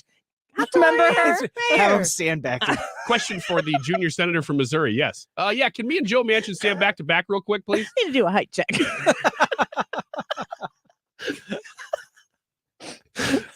Junior Senator from Missouri is acknowledged. I'm for sure going to get a message after the show today, be like, I thought you guys were a serious show. And I'll be like, we are incredibly serious. We want to see that happen. Yeah. You just don't like, just because you don't like our ideas doesn't mean we're not serious about them. I mean, there's conflicting information on the internet that people want to know. And whether people Are you I named, 5'11" or the four of 6'2"? us. Yeah. It matters. That's up to 6'4". Oh, 6'4". That Well, matters. he's rising. Yeah. Up to 6'7" over here. He got My taller. gosh. Taller when he considered being a Republican. He stands a little taller. Were you doing something, Hannah? Yeah, Hannah, go I ahead. was trying your to job. read the poll results. Go I ahead. can't stay on Soldier track. through. We're talking about someone commented that's a Tinder swing of lights. And if you can't get, wait, what was that now? If you Joe can't get Joe Manchin's Manchin, Tinder says 6'4".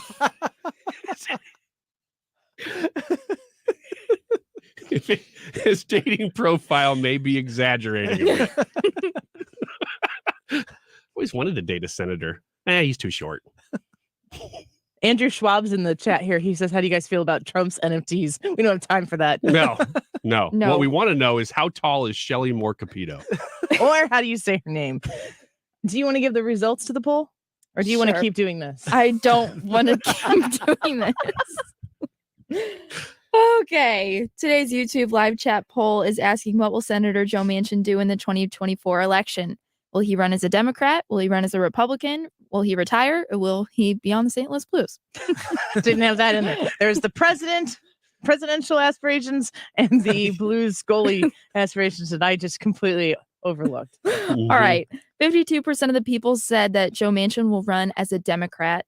33% of the people voted that he will retire, and 16% of the people said that he will run as a Republican in the 2024 election. Republican gets elected to the presidency. Do you want to see a Joe Manchin as like the cabinet member for energy?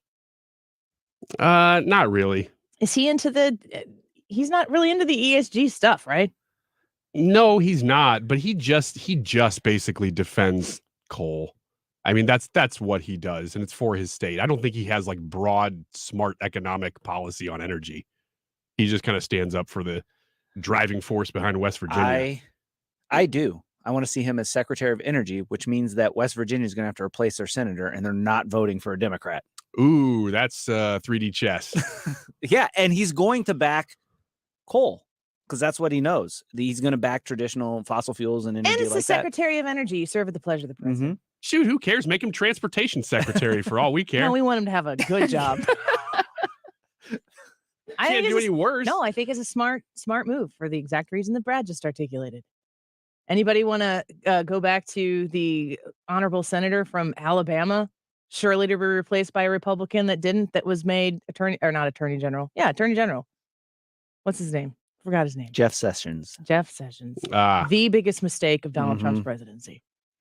I thought And you were- he would have been Senator Sessions would have been a great senator should he have just stayed there. Yeah, of course. Tuberville, anybody? We want him to be named Tuberville, not Tuberville, I right? don't think it's how it works. I mean, did it with Capito, but that's different. Yeah, you That's can 'cause say whatever you want. We don't know. I want to go on record as saying I want him to be called Tuberville and not Tuberville. Because it would be much more fun. Sorry about this show. I'm Googling his height. And if Eric Schmidt's listening, you could also, if Joe Manchin turns you down for seeing who's taller, you could always. You just got to sneak up on him. You don't Yeah, have to he ask, doesn't really. know. He knows. I mean, Eric Schmidt's super tall. Mm-hmm. He is. I bet he can assess. I'm gonna actually just eyeball it. I'm gonna text some people I know that Please. know people and see what we can come up with. Let's look at Joe Manchin's Tinder profile first. I don't know that exists, and nor should it. St. Louis, don't get any ideas. Stick around though. The Mark Reardon Show in just a minute. Don't go away. This Valentine's, it will be love at first sight when you see Diamonds Direct's Classics Collection. This must-have collection includes diamond stud earrings, diamond hoop earrings, diamond pendants, diamond